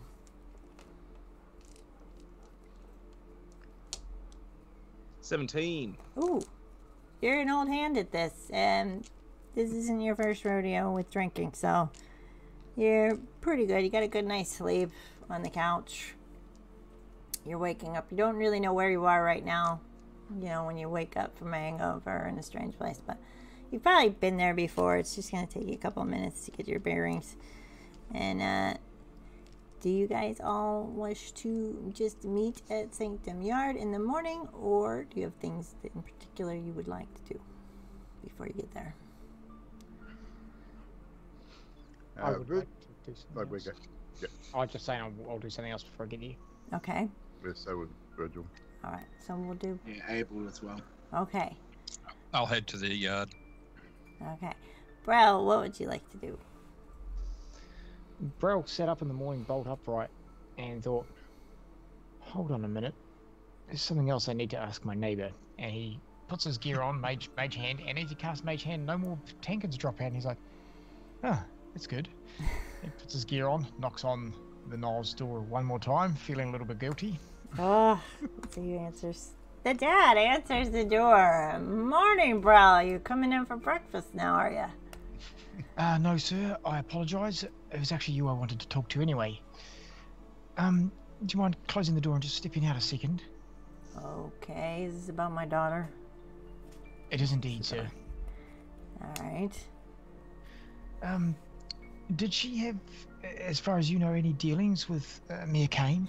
Mayor Kane. And he just kind of like looks disgusted. So he doesn't seem to like that name. No. But I don't like the way that he looks at her. So I kept him kind of at a distance on poker night. Right. So he did give her some funny looks, do you think? Yeah, the same look a man usually makes. I understand. Yeah. Yeah. And she didn't spend any time with him at all, or he didn't spend time with her that you know of? She's a young girl. She's naive. She doesn't understand. So no. She hung out with the other ladies. She's a good girl. That's good. Do you know if she has a bank account here in the local bank, or do you run all her monetaries? And I know this is a personal question, but there is a reason. I run all of... She has no need for a bank account yet, so... She doesn't have her own business or anything like that, so we take care of her. Excellent, sir. And that's all I needed to ask you this morning. Sorry for troubling you. I hope your family is safe and well. All right. Thank you. And he just kind of motions you in like still want some eggs, though? No eggs? No. Breakfast? I actually absolutely love eggs, but I have things I need to do, so I do appreciate the offer. And sorry for the inconvenience as of late. All right. And he waves goodbye and shuts the door.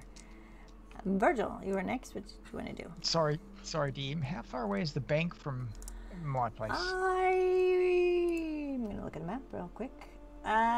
It's kind of in the market district, right next to the Land Exotics. So it's past Sanctum. Past Sanctum Yard. Okay. I will take a trip to the bank before going to Sanctum this morning, but you can skip back to me later. All right, Virgil, what did you want to do?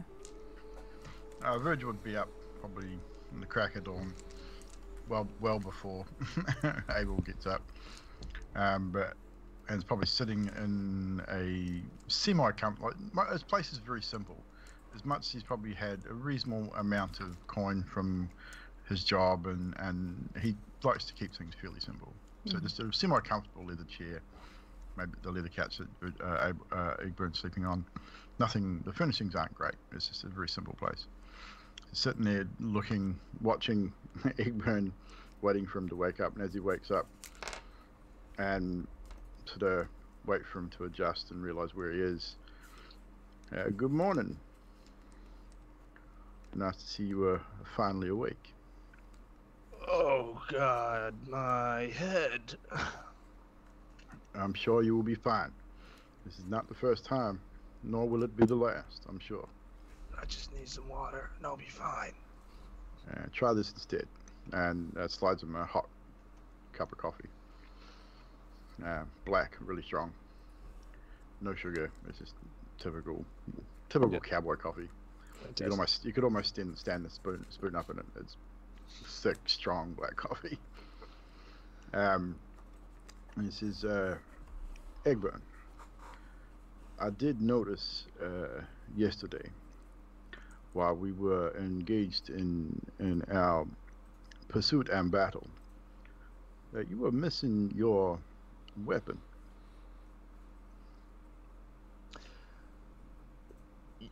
Yes, I am. Well, if you will excuse me for just 1 second, and Virgil gets up, heads to his room, and Egburn, you'd hear him rummage through a wardrobe. He's sort of rummaging around, sort of looking around for something, about 2 or 3 minutes, and then returns with a long black case. Almost looks like a pool cue case would be and sort of comes and lays it down, turns it around, lays it down in front of you. He says, "I've been meaning to give this to you for some time, and the opportunity has not presented itself. Open it." Egburn's going to reach out and then stop and go, You're not going to take my other hand, are you? Just open it, Egburn. Alright. It's going to open it tentatively, almost as if there's like a spring-loaded trap in there or something. And as you open it, Egburn, what you do see inside is a very finely crafted rapier. It's in a nicely, it's got some inlay. It's nothing too fancy, like it's nothing over the top expensive. It's still just a standard rapier, but it has got some what looks like musical notes inlaid into the handguard, and down the scabbard itself is done in dark leathers. But it's a very, if you pick it up, it'll be a nice weight. It's nice weighted just for you. It's almost like it's been specially made for you. It feels weighted to you. It just feels really comfortable. Yeah. Egburn would pick it up, hold it with his hand, and balance it in between his finger. And, oh my God, this is, as he's looking over the handiwork, Virgil, like, what? This is amazing. I mean, this can't be. I had it made a couple of months ago, and I just never got around to actually giving it to you. You have been a good friend, as much as you annoy the piss out of me. Yeah. But enjoy. Please do not lose this one. Oh, well. I swear. I'm going to put it away. All right. Now we should probably get ourselves organized and catch up with the rest of the party. Suggest we head out to Sanctum Yard and maybe catch up with Juin and the others. Virgil? Yes, sir. Remember me saying about that story? I do. There's this tale that a bard once became so famous throughout the lands that he was granted an audience with the gods themselves. This bard was able to do anything, everything. He wooed and wowed everybody he came across. He even wooed the gods themselves, and in doing so, they granted him a gift, a single wish. I know you're not religious or anything, but that story is going to be me, and that wish is going to be for you. Anyway, let's go. All right. Virgil's a little uncomfortable. Not really down with the whole feelings thing. Sort of says, well, yes. You keep that in mind. If you truly believe, you are more than capable of accomplishing anything. But you will never beat me at cards. Well, we'll just have to wait and see, won't we? I mean, it's not going to be my wish, but you know. Let's depart, sir. Let's get our minds back on the task at hand. I faltered for a moment, but rest assured this will not happen again. All right. And as you guys leave, we'll switch to Abel. Abel, what did you want to do in the morning? Would I know if Louisa would be at the Globe early, or would she be at her home? And if she's at her home, would I know where it was? You probably would know where her home is. I mean, you guys are pretty famous, so I'm sure that they would give, like, everyone would know basically where you are up in the upper noble district up here. She would probably be in this house over here. So your house would be one of these back here. So if you wanted to visit her, she would be like a couple houses away from you. Alright, I will go and visit Louisa. Alright, as you knock on her door, there is no answer.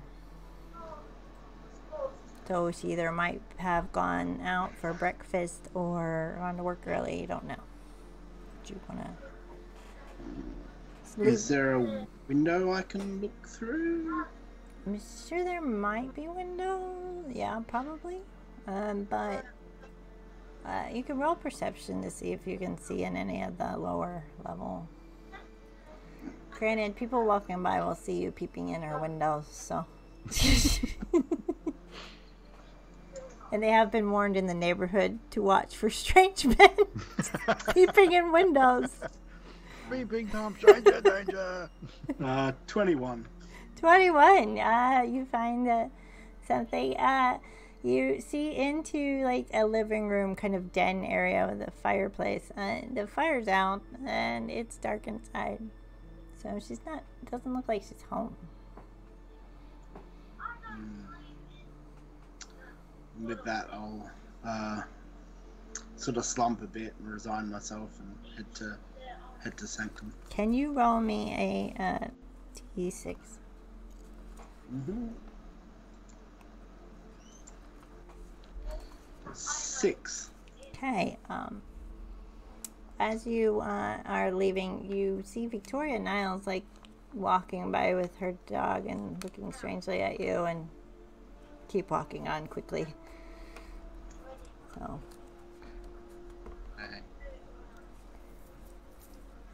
You head to Sanctum Yard. Lieutenant Black, as usual, has his office shut in the morning meetings and things like that, divvying up where all the patrols are supposed to go. He has talked to Bastion Engine the night you guys came, so hang on. I think I lost my sound. You guys can still hear me, right? Yep. Okay. I can't hear you. Oh no! Oh, now I hear you. Okay. Yeah, that's why you could. So, as that's happening, you usually meet outside Sanctum Yard and wait for each other with coffees or whatnot. What would you guys like to do? Jin, would you like to relay the information to Virgil that Lieutenant Black gave you with the jar and everything, or do you want to wait till proper time? I'm not one for formalities or anything like that. So here, Virgil, looks like the boys and that put some money together for you for your loss.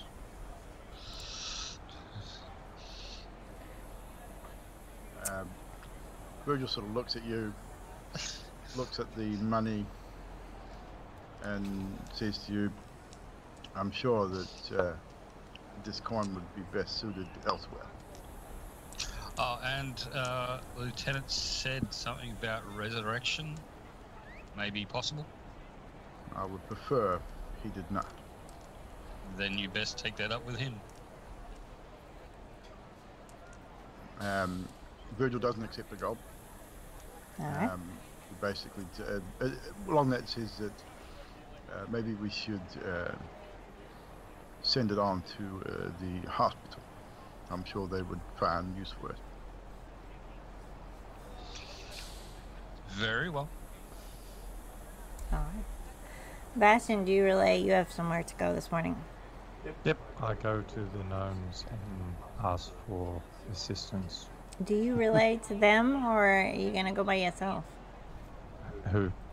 Your party. Us. No, look at them. I'm just gonna go. They're gonna see you going by. No, I'll be gone before they even get there. Not a team player, this fucking. I swear to God, Okay, third Bastion.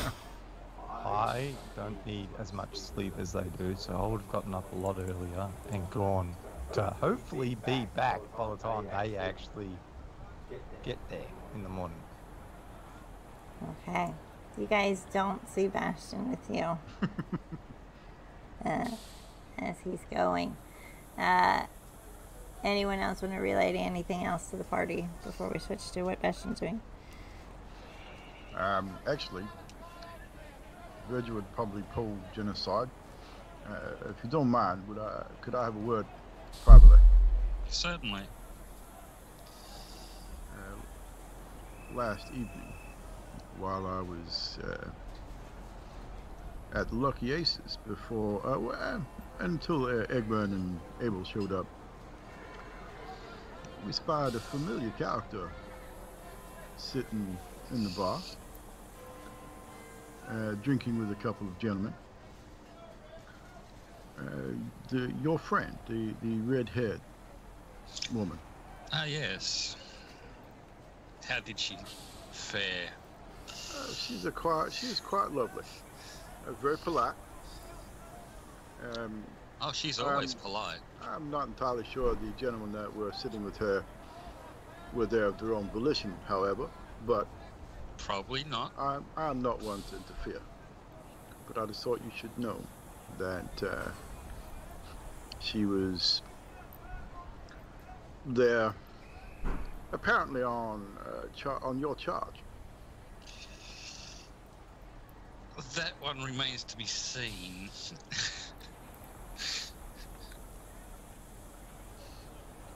But I'll catch up with this particular person later tonight. Of course, as you are. I must go speak with Lieutenant Black about Marjorie's wishes. He's not happy with you either. I'm quite sure. Although he understands. I'm prepared to take my licks. I did produce my firearm in front of children, which is not something I normally would do. And I blame the bards for that. For that god-awful song. At this point in the distance, you can hear Egburn just singing, "I've got a shiny new weapon." Abel's gonna go up and talk to Jin. It's like, you remember the names in the book, Jin? Miss Ashton was in there, and I went to see her last night and I couldn't find it. I've gone today to her house and she's not there. Is there... I'm new to all this. Is there any way to find out if something might have happened to her? Our best bet, go to the coroner's first. Find out if she's there. If not, there's a chance she may still be alive. That's dark. That was very dark. No, I'm not sure I appreciate your train of thought, but we shall see. Is there any other place that you can think of that she might have gone? I haven't checked at the Globe this morning. I suppose I could head over there for a bit and see, but I don't know that she'd be there this early. You do know the next show, which you're supposed to be enabled of Halflings on a Boat, is at 5:30 this evening. So it's your choice whether to show or not, but that's up to you. But you do know that. So, all right. Virgil would head into the offices to speak to Lieutenant Black before we head out. All right, we'll do that real quick, and then we'll go to Bastion. So, Lieutenant Black, do you wait till he's done dealing out his issuing his orders? And He wouldn't budge in Yeah. like Virgil's. a little bit more polite than that. So as they patrols lead out for their beats in the morning, he waves you in with a nod.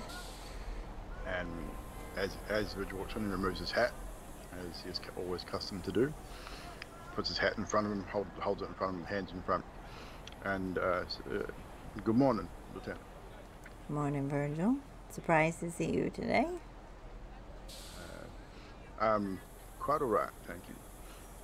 In fact, I appreciate the effort that everyone has gone through and the gold that was passed on, but I cannot accept it. In fact, I wish to donate it to the hospital to go towards the children's ward, as I'm aware that my production of my weapon in front of the children was inappropriate and out of character. Yeah, I've had long talks with the hospital administrator about that, but I do apologize. I assured them it is a matter of great urgency, as today they've heard about the murders yesterday. So the gold was for resurrection, because I have issued to Lord Albright that he should clearly think about heading that way to get one of the clerics, because she is an eyewitness to a murder, after all. Of course. I do not think Miss Marjorie would have wished to be resurrected, however. Well, that'll be in consideration for her wishes, of course. And I'd like to hand you her effects. And he gives you the things found on her. You have a deed to the gambling hall that she had purchased, and about 10 gold odds and ends on her person. So.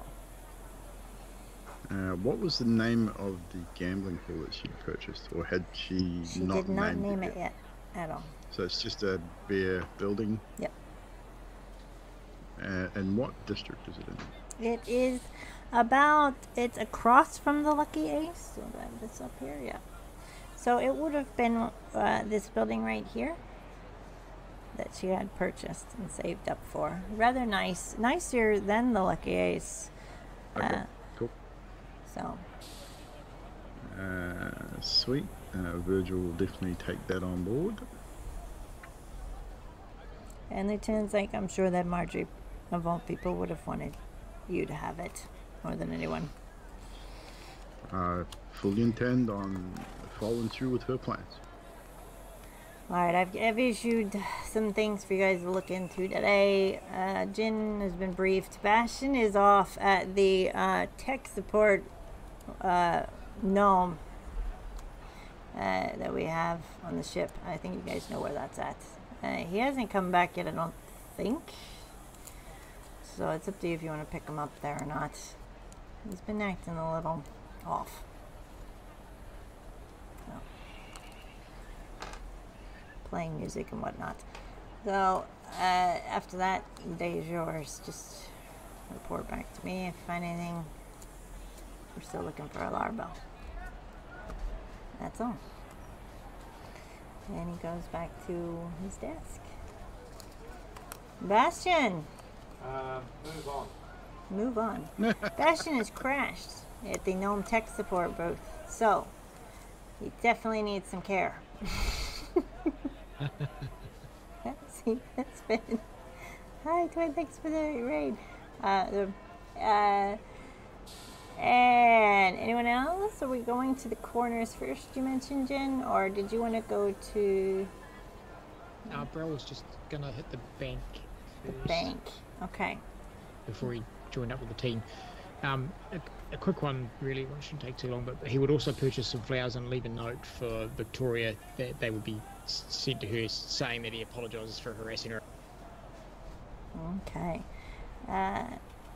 So you ordered the flowers at the market. It's on 2 doors down to the bank in this little blue building right here. And this is the Sanctum, Bank of Sanctum. One of the 2 banks there, the one that Bastion said the account numbers were for. If you head to the teller in there with various booths, what would you like to ask her? So as you go in, this is the Bank of Sanctum. It's one of the two banks, the one that Bastion mentioned having the accounts for. And Yes.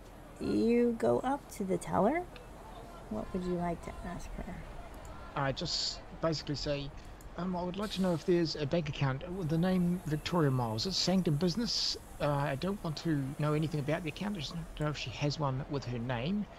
And pretty much, let's start there. Victoria Niles. The Niles family has accounts. Victoria does not have an account. Okay, and then I want to know if Mayor Kane has account open for her under his name, but one for Victoria Niles, or maybe other names. Maybe he's got multiple accounts with other names. Mayor Kane has this.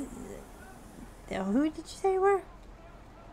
I am Brel McBarrington of Sanctum Yard, and this is Sanctum Yard Business. Okay. Mayor Kane has several transfers to accounts. He doesn't. He only has he has a family account and he has a separate account. Okay, and has he made a transfer to any of the Niles family accounts recently? No. No. Excellent. Has he made a transfer to... What are the... Can I have the most recent transfers over the last... Since he went missing? You're obviously aware that the mayor is missing, right? He's been kidnapped. No, I was not aware of that. But, Well, you're aware now, so it's his hush hush Sanctum business, Oh. and I need to know his account business for the last 2 weeks. Well, there are several.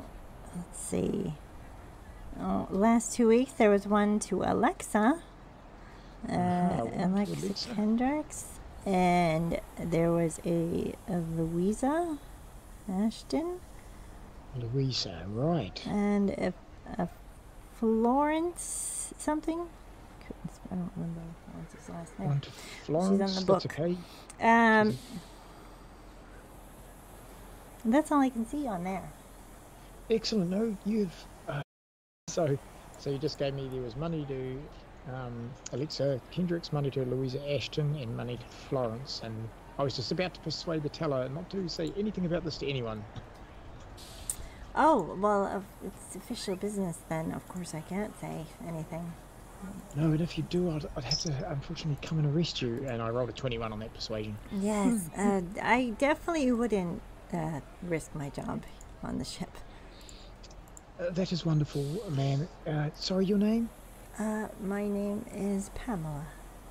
Pamela, you have done a wonderful service for the city of Sanctum, and I shall jot down in my notebook your name and pay you a visit.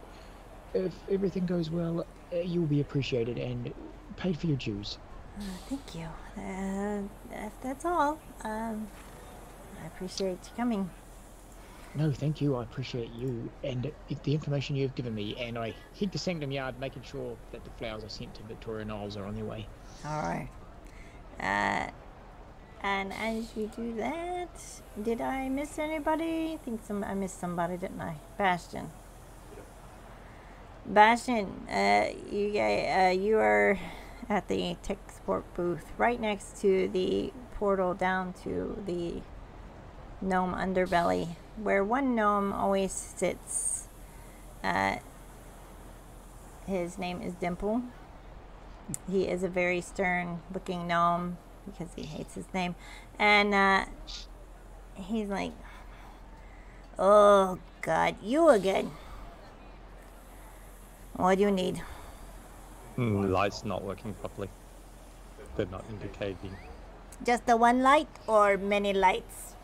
Well, all the lights aren't indicating properly, and also that my connection to the Sanctum interface seems to be a bad connection. Keep crashing? She keeps on hearing the wrong things. Alright, go ask her something I took. Okay, Sanctum interface. Current location of Virgil. Roll. What would you roll for that? Roll an intelligence check.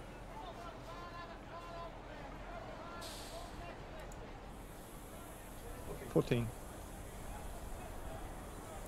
Yes, it will be rainy with a chance of sudden lightning storms at around noon. Thank you. And he's like, oh, yeah. Okay. Come here, I get the big hammer. And he gets this humongous, like, mallet-like device. Alright, which light not working, or all? Hold out my arm and say, we need them all. And then he's like, bam, bam, bam. He's gonna hit you. And it kind of shakes you a bit. And then he says, check soul crystal. And he opens up your little chest to see where your soul crystal would be. And he kind of spits and he polishes it a bit. Tweaks some wires. You need to make a con save.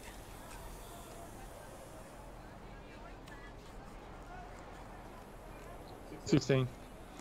And you get a little jolt to take 3 damage because he's like, oh, sorry, that was supposed to be blue.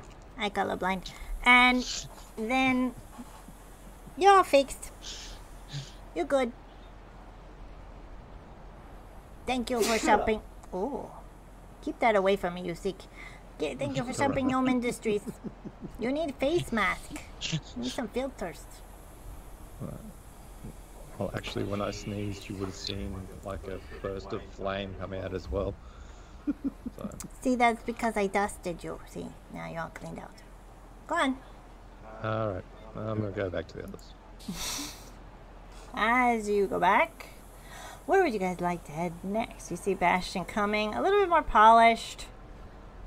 Some steam still coming out of his nose. When Brell arrives, he would inform the team of his little visit to the bank. Juin, possibly this would affect you, and maybe Bastion might have some info as well. I paid a visit to the bank to see if Mayor Kane had made some transfers recently, before his kidnap at least. Seems he made a transfer to Alexa Kendrick's bank, Louisa Ashton's bank, and the girl with the name Florence. I know we've caught up with Alexa, she's dead, but this Louisa Ashton and this Florence, we should pay them a visit.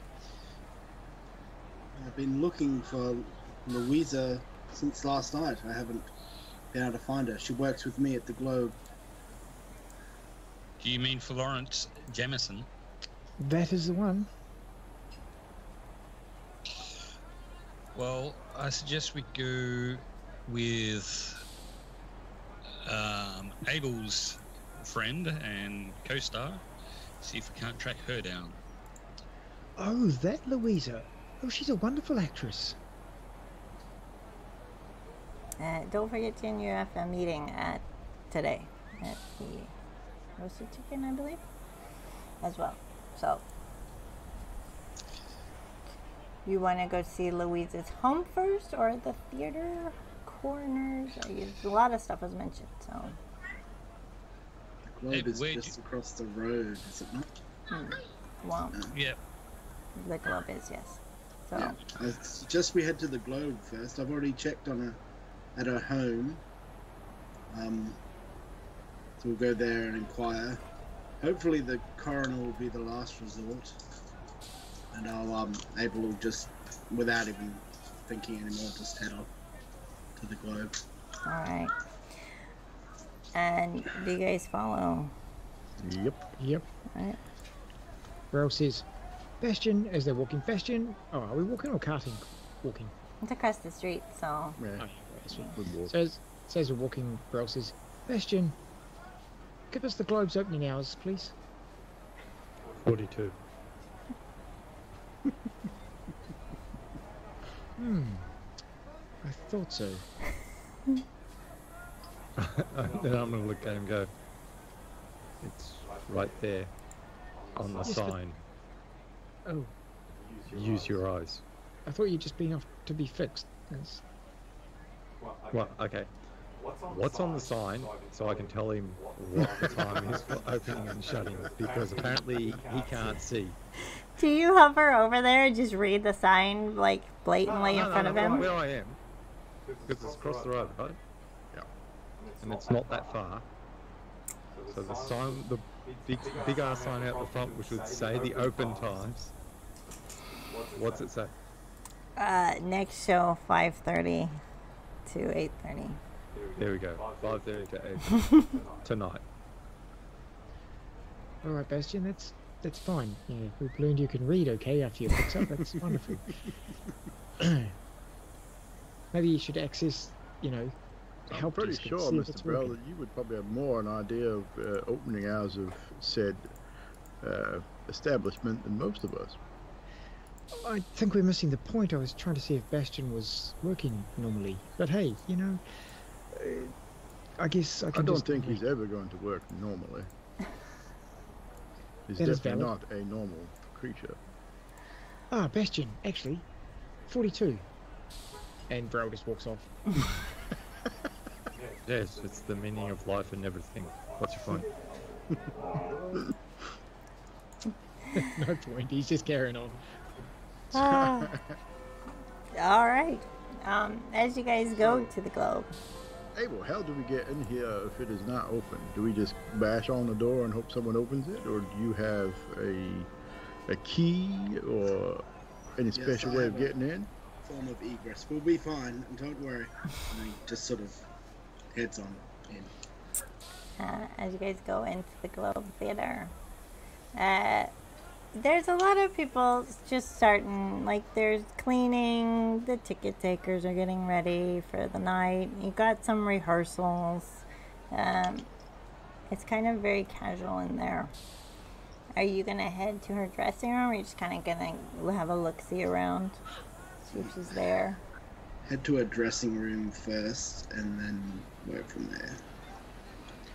Alright, Abel, is this scenery? Is this from Gnomes on a Boat? He looks, and he's not really looking. He's like, yes, of course it is. I believe it is halfling on a boat, Mr. Brill.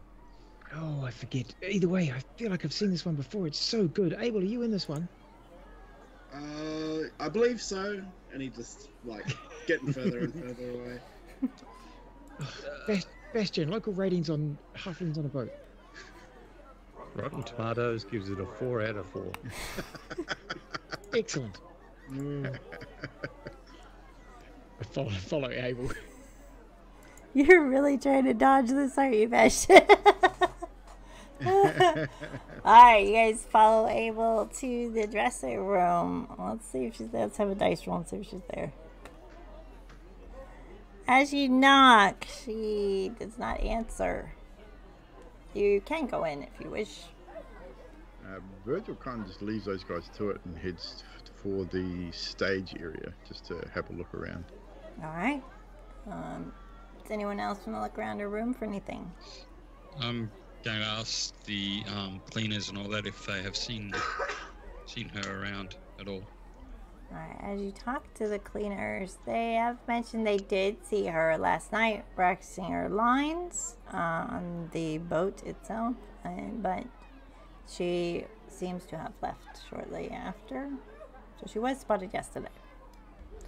And Virgil, what are you looking for? I'm just heading out to the main stage area just to see if I can see her in the immediate area, or if there's anyone sort of on the stage, maybe. You got a perception for me? 11. She is not around. There's a lot of people there. You don't see Louisa. Have you seen Louisa before? We did get a description from Abel. Okay. Well, I don't think I've met her personally. You probably haven't met her, but as you guys come out, if you want to actively look for her, that's up to you. Abel, you would know her if you saw her, though. So. I'm going to look around her dressing room again with fresh eyes and see if I can find anything that might indicate where she would have gone. With an investigation check of...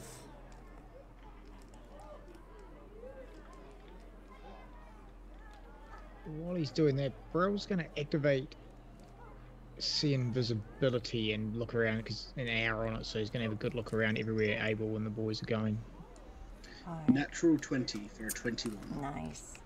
You're looking through some papers, and you do see a receipt for the Land Exotic shop for a gift for someone, but that's all that you see of note as to what she might have.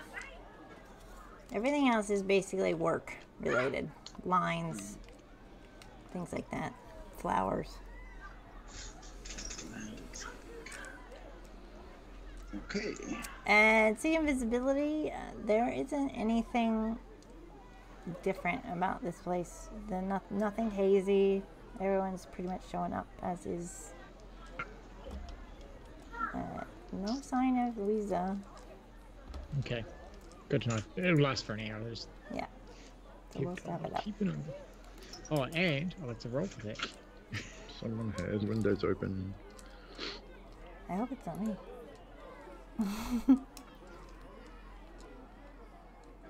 Uh-oh. So,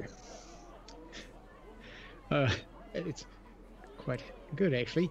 After I cast See Invisibility, everyone would notice Brel instantly. it's going with everything I've been talking about. Instantly enlarges one size category larger than what he was. So I am now, so instead of a medium character, I'm a large. So I'd go from like 5 foot sort of 8-ish to basically 6 foot 8-ish. Everything about me doubles in size. Including clothes, yeah? Everything. Everything. The masks, the hair, everything on my person. You guys just see him kind of slowly grow in front of you. Before your eyes. That is for you guys to decide what to do with. I'm kind of That doesn't happen normally, does it? You guys have all gotten little. No, you got bigger. Yep. Bro, did you cast a spell again?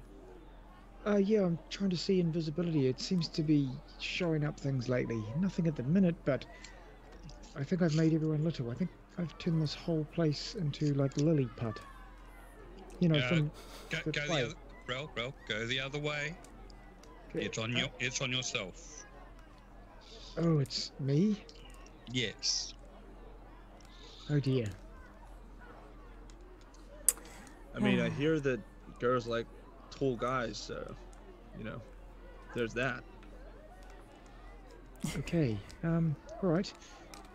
I guess we could deal with this, and he bends through the next doorway. It does mean that he has to now start bending a lot more. Yeah. Door frames. Yeah. So, Is there anyone that looks like they're directing people on set, you know, like anything like that? Anyone of importance? there is a man that is kind of like talking to the cast. Abel would probably know who everyone is, but there is someone with a clipboard kind of like directing things. Fantastic. If anyone's looking for Egburn, that's exactly where he's heading. Now, out where Virgil is there anyone on stage at all? Oh, God, Cat, you just rolled a freaking dice. There are a couple people that are kind of on their knees to look shorter. One of them's trying to get Abel's attention because he's holding the wedding dress and he doesn't know if, you know, he needs to be in that part tonight or not. And so there are a couple people and some stage hands like getting the props together. Virgil will probably approach one of them to try and just ask where. What was her name again? I'm bad with Louisa. names. Louisa would be? He'd just ask where she was, if they've seen her today. She's usually here about an hour before the show starts. She's pretty dedicated to her lines, so she pretty much knows all of them by now. And she's probably out running her errands and stuff. Yeah, it's usually what she does in the day. I appreciate it. Thank you. Yeah. And Egburn? As you get Egbert's gonna walk up to the person who's with the clipboard, and he is, as he's doing, he's reached into part of his side satchel and he's pulled out a bit of makeup powder and he's putting it on his cheeks and rubbing it in, and he's gonna cast friends on the person with the clipboard.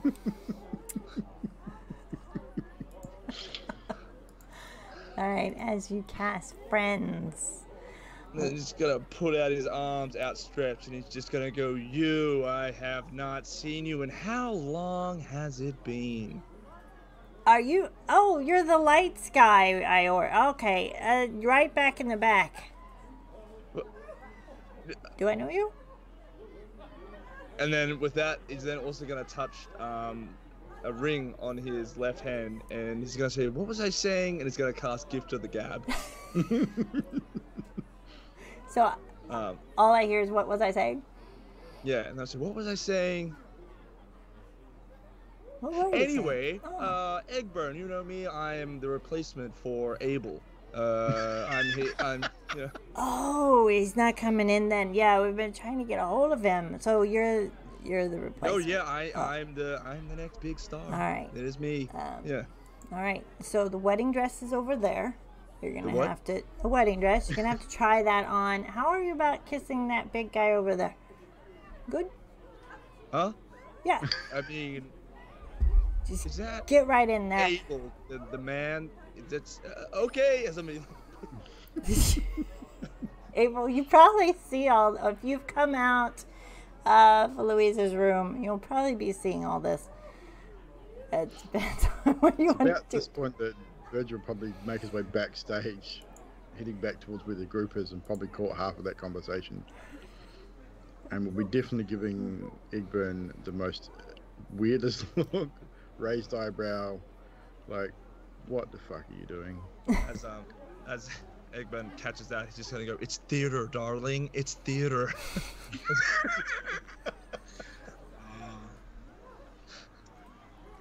Abel probably wouldn't be able to resist a chuckle, but he's so distracted with Louisa not being here. It's done his head in, so he's probably not going to engage with it too much. But he'll be like, "Yes, Egburn, he'll be perfect. Just see it done, please." You're gonna let him. I forget your name. Joe. He'll be fine. All right. All right. Well, you know you're the master of your craft. So if you said this guy's good, I'll believe you. Yeah. So, anyone else want to do anything before? Are you gonna stay here and do your lines, Egburn, or are you gonna just grab the lines and wing it for tonight? I am gonna wing it. Oh my God. Wing it. Okay. Mr. Howwinder, I want to see this. Do you mind awfully if we allow Egburn to sink himself into a hole he cannot get out of? I can't imagine anything I'd rather see. I do agree. All right. Jin, it appears that we would probably have to wait here until the opening of the show before Miss Louisa would apparently show up. It'd be hard to find her out. She could be anywhere, unless anyone knows her exact habits for the day. All right, you guys can stay here, but I have an errand I need to take care of. Jin, I will aid you. I have no need to stay here. Very well. I do believe she does visit the orphanage. Keep in mind it is about 9 o'clock in the morning and the show is at 5:30. So you can come back. I mean, you can do things and come back. Egburn can roll a couple performance checks as he goes over his lines while you're walking and talking, and we will judge from that to see how well the play goes. And as remiss as I am to admit it, Jin's point about the coroner might not be. Yes.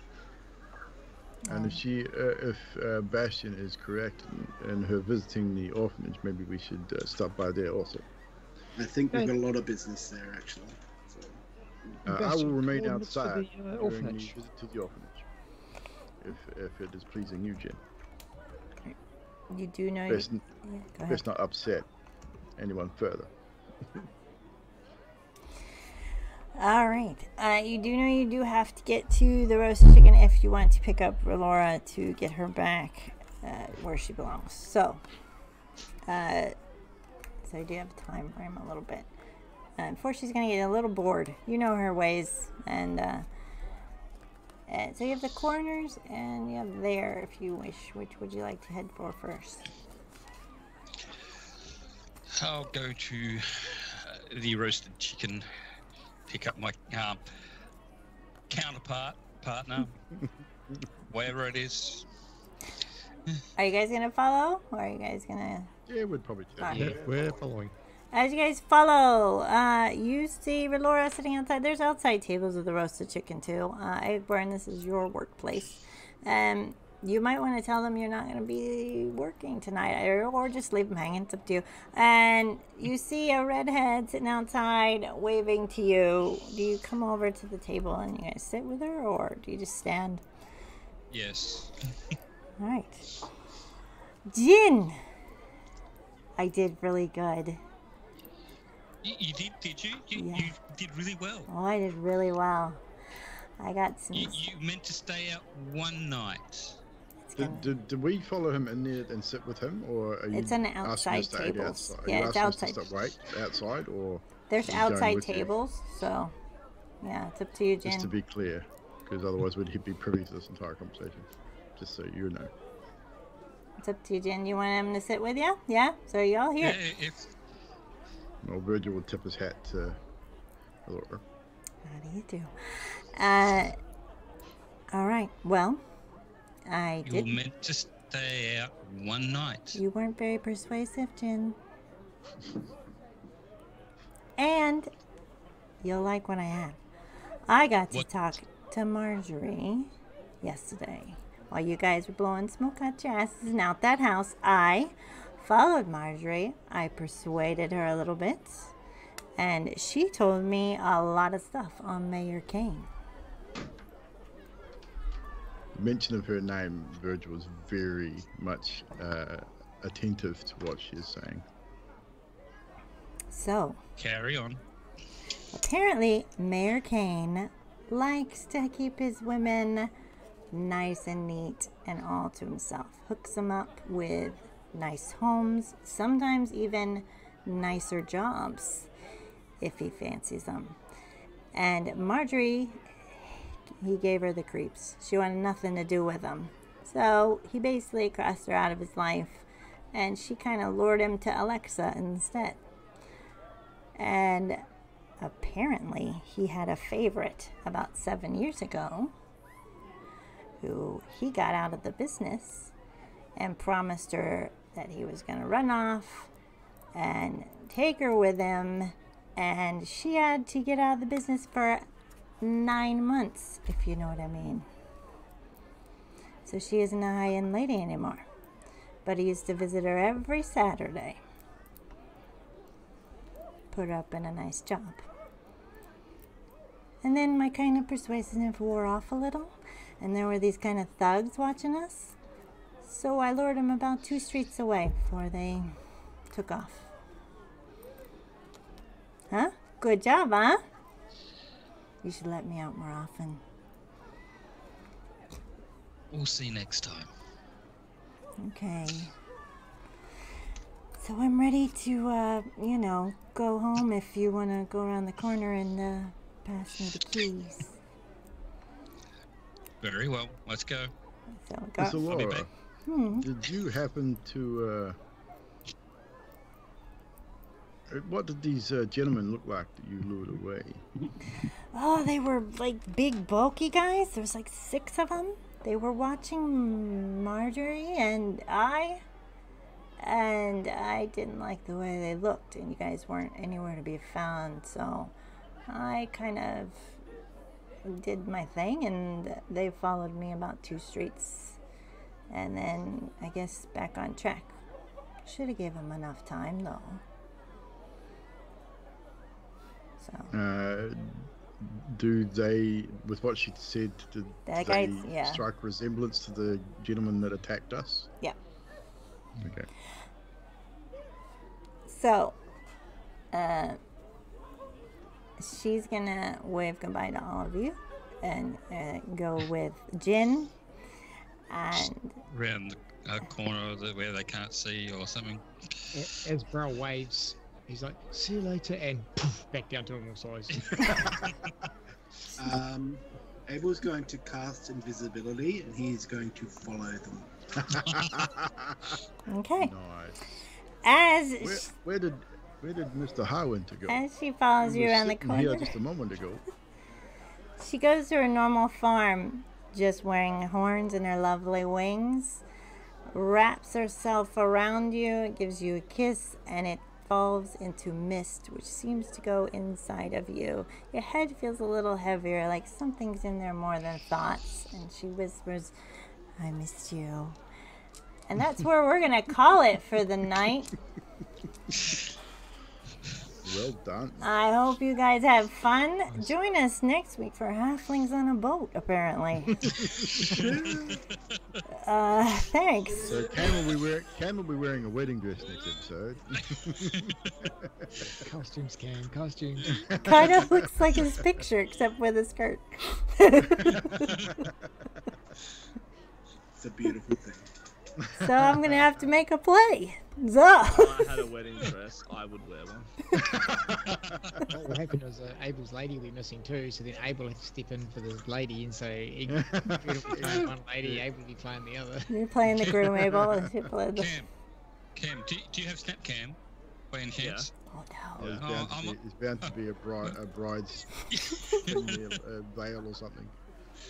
Alright, okay. I'll put it on. I'll find it. Jeez. Okay, favorite moments. I'll start at the top of the screen. Egburn, what did you like?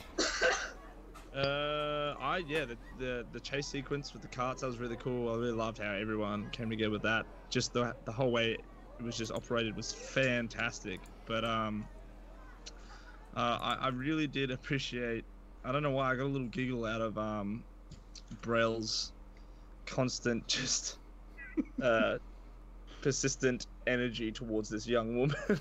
And even though he's just trying to be nice, it's just a constant, just always there, always trying to do stuff. It was hilarious. I just getting a big chuckle out of it. I can't imagine what her parents must think. Like, does he want to date her? Does he want to stalk her? What is he doing? Abel, your favorite. I really like the interaction between Virgil and Egburn as a whole, but when he gave him the rapier, like, God, he needs a weapon from somewhere, and then there it is. And I'm like, that was brilliant, and also Bastion getting sorted out. Whatever that'll lead to, who knows? Oh God, yeah, Virgil, what do you like? Yeah, I'm gonna have to mention a dear moment. Obviously, that carriage encounter, that was awesome, 100%. I mean, having an encounter on the move like that is something I've not done in any of my campaigns previously, and just well thought out. The whole thing ran really well, and Foundry, the ability to make an animated encounter was so cool. But apart from that, as far as the other players are concerned, just I think I have to, the whole succubus thing with Jin, the interactions there, and just the way that character's been thought out on both the DMs and Trash's part. I think it's a really cool setup. I think it's really well done. And Trash, yeah, you're stepping up, bro. You set the bar a little bit higher now, so next homebrew campaign, man. Yeah. Maybe. And Bastion. Yeah, I don't know. Well, I've got to do something to Cam next week, but we'll leave that for next week. But yeah, it's actually a really good episode. Just everyone had their little moments, like Grim had his moment when he was like just walking around. It's like, yeah, he's over there. Go to it. I don't care what you're talking about. Just go do this. Everyone had their little bits, and I'm sitting there going, crap, I want to do shit, but I just don't get a chance to do it. Now I'm gonna butt in. Well, you need to. You know the rule. How long have you been playing this game? That's what No. that's what the upgrades were, wasn't it? Yeah, that's what the upgrades were for. So I should be butting in a bit, and Baz's rolls might be happening a little bit more often. Oh, joy. You can always butt in, Bastion. Sanctum would love that. All right. Juin, what's your favorite? Three things. One, I'm excited for next episode to see the player. That's going to be awesome. No, just Cam's reaction when you started coming out with all that. You got to wear this, got to wear that. See that hairy bloke over there? You got to give him a kiss. What did I just do to myself? The other one was DM and Bastion, the upgrade. That was awesome. And of course the Battle on Wheels. Battle on Wheels, yeah. Bro, what did you like the best? Absolutely everything aforementioned, but one standout moment for me was Abel just calling out in the bar. Just, it was a real quick sort of wit moment where he says, "Hey Egburn, you can't urinate there." It was just a that was good. That improv was awesome. Well done. It made a good story, I thought. You know, and like there's so much. I don't want to be the person who talks all the time. There's so much, but the whole thing was good. But that was a standout for me. And I must say, last week rolling those magic things. Wild magic is a bit weird. I rolled 2 the same last week, which is really uncanny for 102 different numbers. And this week, my spell was to make the carriage get smaller, and then when I rolled a wild magic, it was to make my size category 1 higher. It's like, why is it so similar going? That's pretty good though. I rolled a 93 on my table. Where it's crazy. So it's kind of like a mood ring. Like he has in a mood, and it's like a certain set happens. Yeah, thematic. Mina says she likes Brell's awkwardness. I guess that's with Victoria. Yeah. I find it very cute. He is stalker-esque, but you said neighbour girl, and I thought, oh, he'll play that sort of guy who sounds like he's got a bit of a crush on his neighbour girl, as well as, part of the quest, I guess you could say. But, he's not going to touch her. I was just thinking that he's a germaphobe. He ain't touching no girls. Just gonna have to dehumidifiers. I don't know. My favorite part.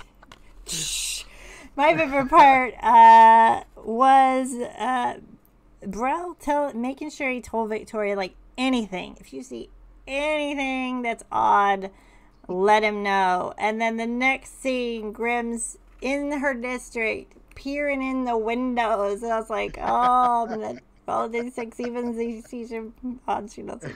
I was like, yeah, you can't make that shit up. That's great. So, I think the improv across the board's been pretty good. Yeah. Just sort of throwing it here, and everyone's just rolling with it. It's been great. Doing really good. All right. So we'll see what happens next week. I'm gonna plan a play. No pressure. And I hope you guys are enjoying it. And hopefully we don't have any crashes next week. So we'll see.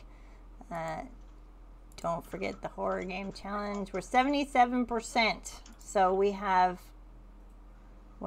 60 to go?